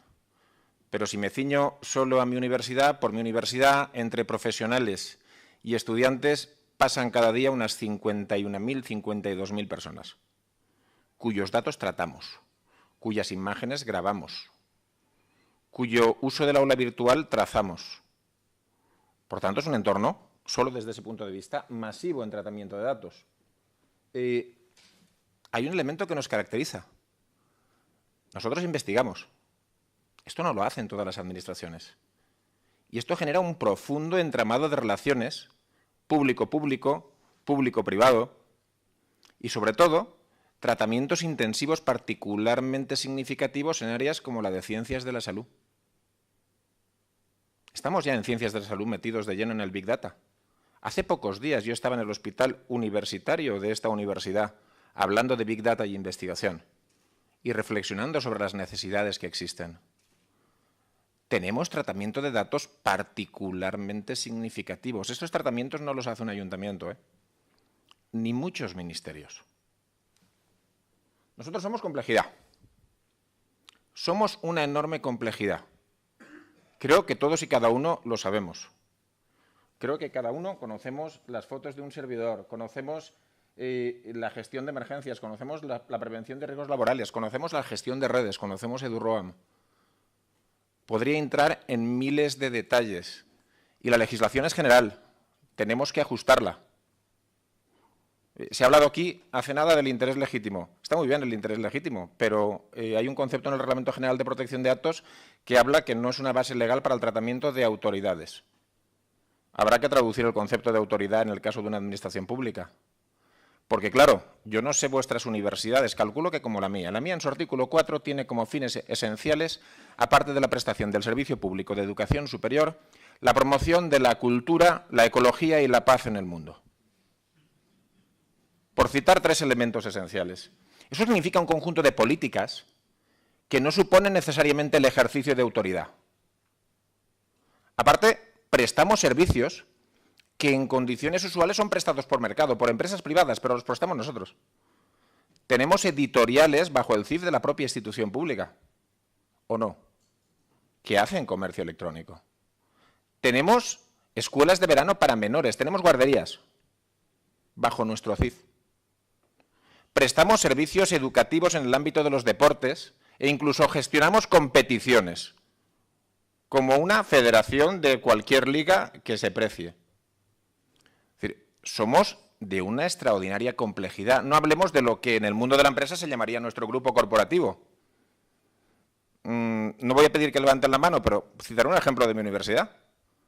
Mi universidad tiene una fundación que se dedica a la gestión de servicios de salud, con miles de pacientes año, miles. Odontología, fisioterapia, podología. Y seguro que me dejo alguna IA más. Con pacientes reales. Si queremos hablar de complejidad y de profundidad, todas y cada una de las universidades que están aquí, que tienen un área de ciencias de la salud y de psicología, saben que no es ya el profesor, no es ya el administrativo. Los estudiantes realizan trabajos finales de grado, trabajos finales de máster y trabajos de doctorado con casos reales. No con una información estadística concreta de 300 enfermos, no, con un paciente de verdad, uno. O con 5 menores. O con personas que están llegando al final de su vida. Nosotros tenemos una cosa que se llama polibienestar, que trabaja en esto. Tenemos señores que hacen estudios econométricos poniéndoles a la gente un casquito en la cabeza para medir su actividad neuronal. Todo esa es nuestra realidad. Y nuestra realidad no es precisamente sencilla, lo cual nos obliga a un cierto compromiso. Lo cual nos obliga, cuando hablamos de registro de las actividades del tratamiento, de evaluaciones de impacto, a tener en cuenta un enorme grado de complejidad y de diversidad. La directora ha acertado cuando ha dicho que una persona es poco. Una persona es nada, en función del tamaño de la universidad. Y además, ahí sí que tengo una recomendación profesional muy estricta. Aquí una persona es una persona full-time, interna. No digo contratada por la propia universidad, digo interna. Que no se mueva si no es para ir a pasear por el campus. Aquí no nos vale el modelo de consultora externa que nos viene a hacer una auditoría que nos dice que ya sabe que teníamos 5 ficheros. Ya sabemos que tenemos 5 ficheros, nos interesan los otros 55.500. Y no nos interesa a alguien que se sabe la teoría del Reglamento General de Protección de Datos y no tiene la menor capacidad de sentarse a hablar de análisis clínicos con un investigador en salud. No nos sirve. O que no sabe cómo se gestiona una biblioteca. Y si al que fichamos lo tiene que aprender, lo tendrá que aprender dentro. No nos valen tampoco esos modelos de contrato de consultor part-time que te atiende por teléfono, que se pasa 3 meses y después llega otro nuevo que vuelve a aprender todo. Nosotros somos complejos, somos difíciles. Además, mientras digo esto, veo la carita de pena que pone, los voy a citar expresamente, los que más me sufren, Jesús Albert y Fonse Domènech, que están ahí. Me sufren o me disfrutan, después lo dirán en el café. Pero lo cierto es que ellos saben que nos enfrentamos a problemas de una enorme complejidad, de una enorme dificultad. En el contexto de la transformación digital, no voy a explicar cada foto, pero bueno, ya tenemos universidades que hacen el seguimiento en el contexto de Bolonia de estudiantes mediante RFID. Ya tenemos estudiantes que fichan. Antes no fichaban, ahora ya tenemos estudiantes que fichan con una tarjeta RFID. Yo he tenido el placer de participar en algo que al mercado en general le puede parecer tan abstracto como un investigador que desarrolla una aplicación móvil cuya finalidad esencial es verificar las capacidades psicomotrices de una persona autista, a fin de establecer una recomendación sobre posibles herramientas de Internet utilizables en un móvil que se ajusten a sus condiciones de movilidad y a su capacidad de percepción. ¿A qué suena bien? Y esto hay que hacerlo. Y esto es tecnología y nuestra gente está investigando en ese plano. Claro, en Santiago explicamos que para esto proponíamos una determinada estrategia en el marco de CRUETIC, una parte de la cual implicaba a secretarios generales. Decíamos que teníamos que cambiar el modo de hacer las cosas. Se acabó el registrar 20 ficheros, 10 ficheros. Vamos a ver, la mayor parte de universidades seguramente tiene inscritos como ficheros el de gestión académica, ¿verdad? Gestión de terceros, sería otro, gestión de personal, prevención de riesgos, bibliotecas. Estos son los más usuales. Algunas que les ha dado por ir buscando tratamientos de arriba abajo, como la mía tiene 73 inscritos. 73. Pero pueden quedar más. Pero ahora ya cambia nuestra filosofía. Ya no nos interesa la mera formalidad del registro de ficheros. Tenemos que saber cómo se tratan los datos, quién trata los datos. Hablamos de tratamientos, hablamos de una monitorización completa. No es que antes no existiese la obligación, siempre existió. Pero desde el punto de vista de la responsabilidad activa, de la accountability, nuestro nivel de capilaridad, de conocimiento de la realidad material debe profundizar. De ahí que hemos pensado en proponer un proyecto de trabajo, que ahora explicaré en qué estadio está, que pretende sistematizar a través de un esfuerzo de formación, un código de conducta y ciertas herramientas, el modo de aproximarse a esta materia. Bueno, quiero agradecer, no los voy a citar a todos y a sus currículums, pero esto no sería nada sin un equipo. Aquí tienen a todas las personas designadas por CRUE, más, debo hacerle honor, Joaquín Cañada, al que ustedes no conocen, pero que es la persona que ha trabajado conmigo y es un soporte vital imprescindible, y hay que reconocer siempre públicamente a tu equipo, esté o no esté nombrado. Pero todas estas personas que tienen aquí, algunas de las cuales, como Víctor, que perdóname Víctor, te he borrado el apellido, no me he dado cuenta, pero Víctor es Víctor y todos lo conocen. Algunas de las que están aquí pueden intervenir si después en el turno de preguntas tienen algún tipo de necesidad. Bien, ¿qué hemos hecho ya? Hemos diseñado un curso autoformativo. Existe el texto, los compañeros del grupo han hecho todas las sugerencias, a mí me queda actualizar esos materiales y evidentemente queda montar ese curso autoformativo. El objetivo de este curso es que pueda ser cursado por cualquier persona de nuestra organización, por cualquiera, sin excepción. Y si fueran todos, mejor. El objetivo final es la sensibilización y el conocimiento. Al final de esta estrategia solo nos importan dos cosas. Que el que ha seguido el curso sepa que esto es importante, que le importa en su propia vida, que empatice con el afectado, con la persona cuyos datos tratamos y que con eso se responsabilice. Y tres, que sea capaz de identificar cuando está desarrollando un tratamiento. Esto tiene que evolucionar porque la fase final del curso, que tendrá sus test y sus cositas habituales en un curso, es un test que en realidad va a ser una encuesta indagatoria. Al final le vamos a preguntar al usuario qué datos trata y cómo los trata. Y esta va a ser la parte más difícil de este diseño, porque no queremos criminalizar al usuario. Queremos decirle, ahora ya sabes lo que sucede, creemos que nuestra obligación como universidad es estar a tu servicio y queremos decirnos qué haces y, sobre todo, por qué lo haces. Porque al menos en mi experiencia profesional, el usuario que no tenemos controlado, que no sabemos lo que está haciendo, en la mayor parte de las ocasiones lo hace por una carencia de información interna. A lo mejor no sabe que existe un recurso, a lo mejor no sabe a quién acudir, o a lo mejor tiene una necesidad que nosotros no fuimos capaces de detectar. Pues bien, de eso se trata, de saber qué está ocurriendo en la realidad. Y el objetivo de hacerlo a través de un proceso de formación es que no hay consultora en el mundo que en mi universidad pueda hacerle esta pregunta a 6.000 profesores. No la hay. Ni a 6.000 ni a 50.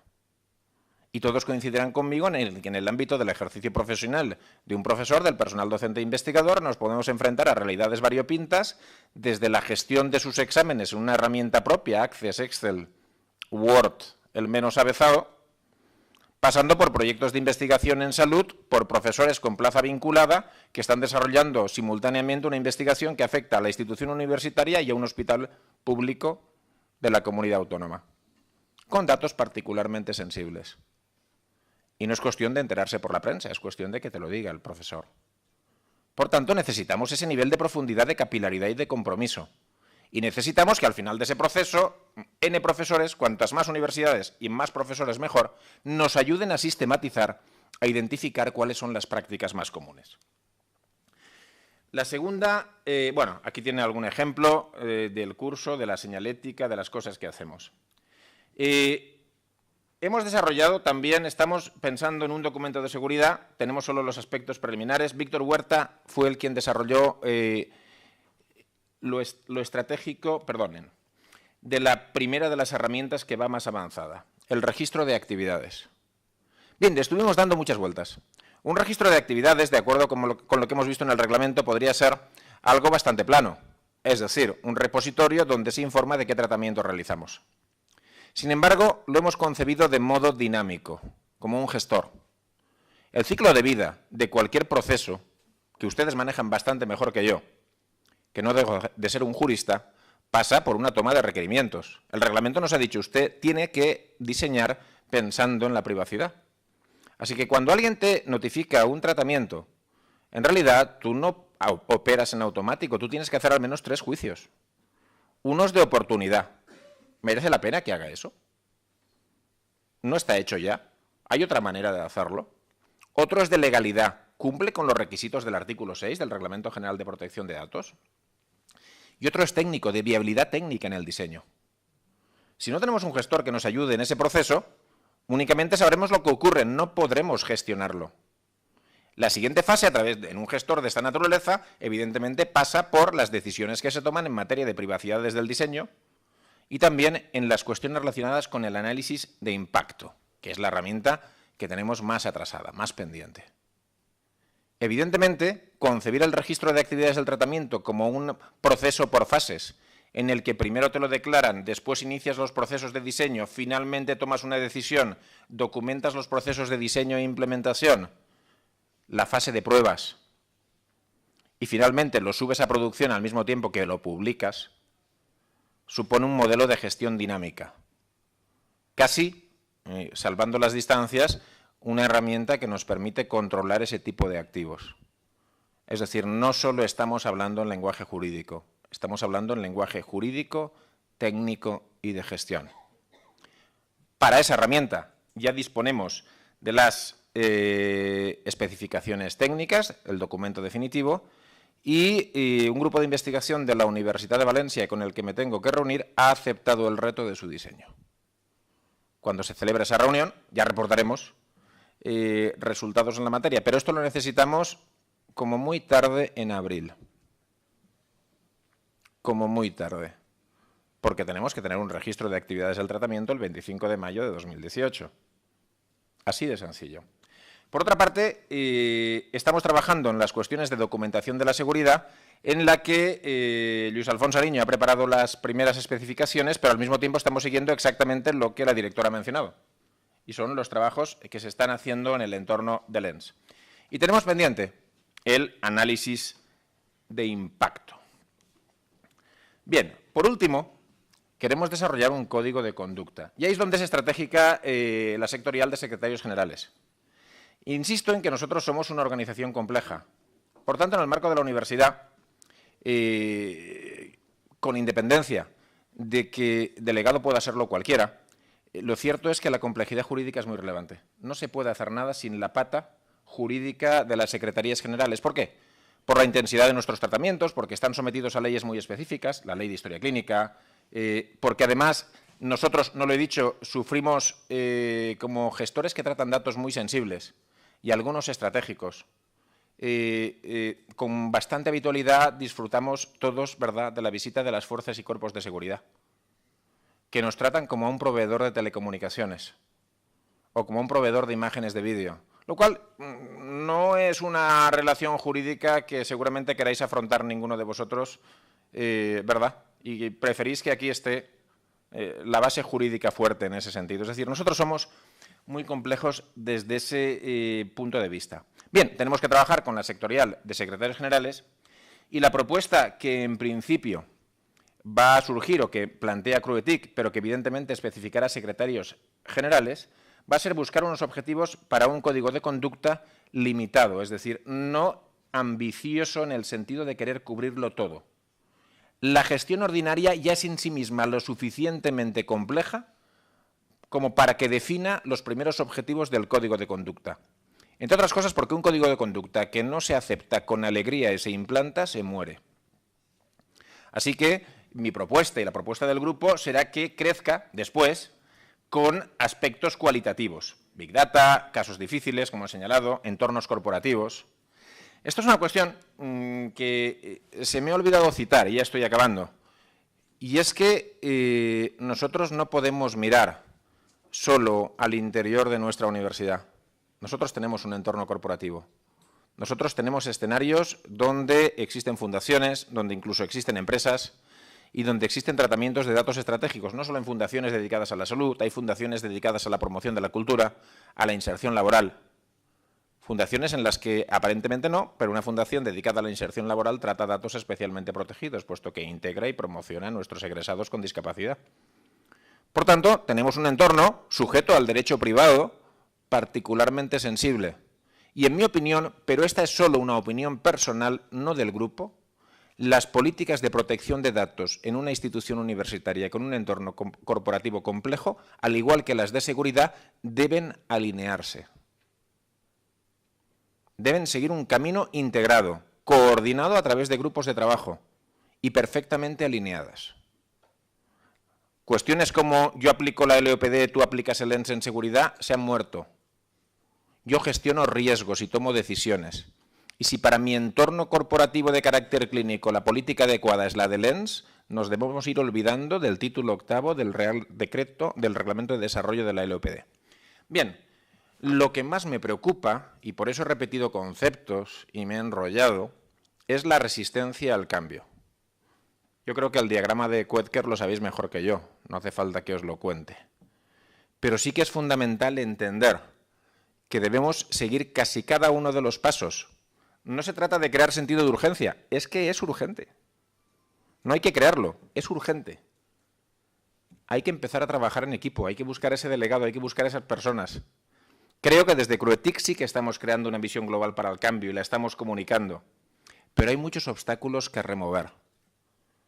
Una de las razones por las que apuntamos por la estrategia de formación de todos los usuarios es porque el rechazo al cambio, la resistencia al cambio de los usuarios finales es particularmente significativa. En muchos entornos, especialmente en el docente, van a tener que cambiar mucho cómo se hacen las cosas. Y eso generará resistencias. Como habéis visto, el modelo del grupo de Cruetic precisamente consiste en asegurar triunfos a corto plazo, en marcar objetivos muy definidos, muy concretos, que sirvan a la comunidad. Y espero que sí que consigamos crear ese cambio y sí que consigamos crear una cultura de protección de datos. Disculpen los 3 minutos de exceso. Gracias.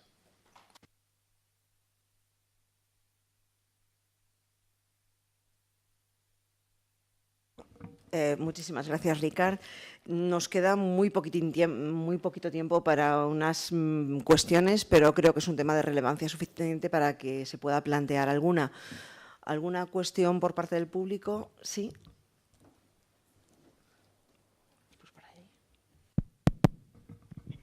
Hola, buenos días. Mi pregunta va dirigida a la directora. Amar, te van a tocar bastantes preguntas.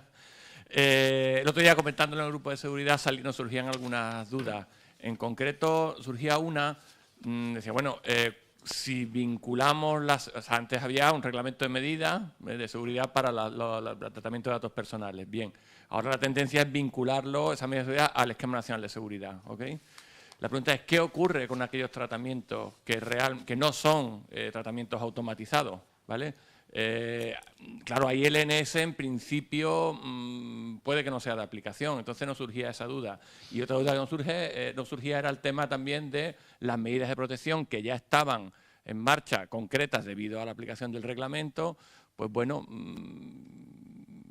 ¿qué se hacía con ellas? ¿No? Supone que si son buenas prácticas que se están realizando, pues se continuarán. Pero claro, ¿no? El cambio de filosofía que tú has comentado, ¿vale? Pues te intentaré contestar brevemente. Lo que sean buenas prácticas, bien está que se mantengan y se incorporen. Pero solo por haber aplicado las medidas de seguridad del reglamento actualmente vigente no valdría, ya hay que adaptarlas. Y mi equipo está trabajando en un borrador de guía de análisis de riesgo y precisamente ayer estuvimos comentando el tema de la seguridad en los tratamientos no automatizados. Esa guía estará disponible el mes que viene. Con lo cual, yo espero que ahí podamos dar respuesta y va a ser una guía que no solo afecta a las medidas de seguridad, sino también un análisis de riesgo en el ámbito de cumplimiento y en el ámbito organizativo también. Por si luego no me da tiempo y no me lo preguntan, sí quería trasladar dos mensajes también. La semana pasada presentamos una guía en función, saben que pusimos en marcha un teléfono especializado para la comunidad educativa, incluye la comunidad universitaria. Hemos recibido más de 1.300 consultas de jóvenes, padres, profesores que tenían problemas en materia de protección de datos. En base a esas consultas de problemas prácticos, la semana pasada presentamos una guía para los centros docentes. Va fundamentalmente dirigida al ámbito de enseñanza de régimen general, pero yo creo que puede ser extrapolable en algunos casos al ámbito de las universidades. Pongo a disposición también de este grupo de trabajo y este foro, si se detectaran problemas adicionales desde el punto de vista de tratamiento de datos en la universidad, que la guía que tiene 80 problemas y 80 respuestas y es una guía dinámica, ahora mismo no de respuesta, sí que me ofrezco a poder constituir un grupo de trabajo y poderlo, y antes de que acabe mi mandato, poder tener una guía de protección de datos adaptada a los problemas prácticos que tenga la universidad y, sobre todo, intentando aplicar el sentido común y la flexibilidad en la medida y dentro de las limitaciones que tengamos con el marco normativo. Y otro mensaje que también quería dar, yo creo que ya pues seguramente se esté dando difusión y Ricard me lo ha confirmado antes a través de la CRUE. Hemos cambiado el enfoque en los premios de investigación de la agencia para poder primar también, y ahora mismo tenemos la convocatoria abierta hasta el 15 de noviembre, proyectos de investigación eminentemente prácticos, porque entiendo que aquí la universidad debe ser pionera. Hemos puesto en marcha la Unidad de Evaluación y Estudios Tecnológicos en la agencia, pero quien tiene el motor del conocimiento y la sensibilidad y la formación más puntera, evidentemente son las universidades en nuestro país. Y precisamente lo que queremos es reforzarnos mutuamente y desde la propia agencia apoyar, impulsar y dar valor y visibilidad a aquellos proyectos de investigación eminentemente prácticos que sean un ejemplo y una buena práctica en materia de privacidad y protección de datos, y a lo mejor algunos de los que me están oyendo pues pueden presentarse esta candidatura que está ahora mismo todavía abierta. Hola, buenos días. Yo quería hacer una pregunta. La adhesión a un código tipo registrado permite demostrar el cumplimiento en cierta parte, ¿no?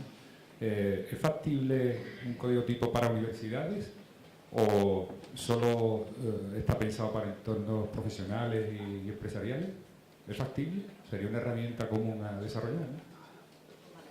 Es perfectamente factible y además yo creo que una de las labores importantes de la agencia es promover precisamente esos códigos tipos en el ámbito público.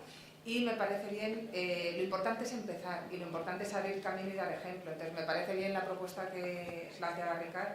Vamos a empezar por un código tipo en el ámbito universitario y luego se irá mejorando y se irá completando. Además, otra ventaja que supone, según la regulación del Reglamento General de Protección de Datos, uno de los contenidos que puede tener ese código tipo pueden ser mecanismos de autorregulación y de resolución extrajudicial y extraadministrativa de conflictos.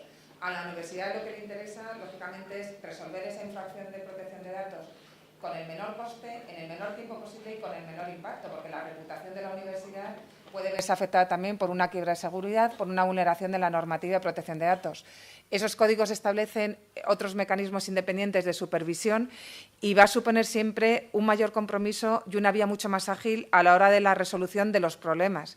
Y desde la agencia queremos apoyarlo y queremos promoverlo, con lo cual la pelota está ahora mismo en el ámbito de la universidad, pero sí me comprometo a que podamos estudiar en el momento en que pudiera haber un borrador y dentro de los que ya hay sectores profesionales del ámbito privado que ya nos están trasladando, que están trabajando aquí, que podamos incluir dentro de la lista de prioridades el código tipo en el ámbito universitario. ¿Alguna cuestión más? Bueno, eso no quiere decir que no existan, sino que todos necesitamos un café, ese que ya casi hemos desaparecido. Bueno, muchísimas gracias a todos por su atención. Muchas gracias, Mar España, muchas gracias, Ricard. Sabemos que es un tema de extraordinaria complejidad y seguiremos en contacto, tanto sectorial de Secretarías Generales como TIC y con la Administración del Estado. Muchas gracias a todos.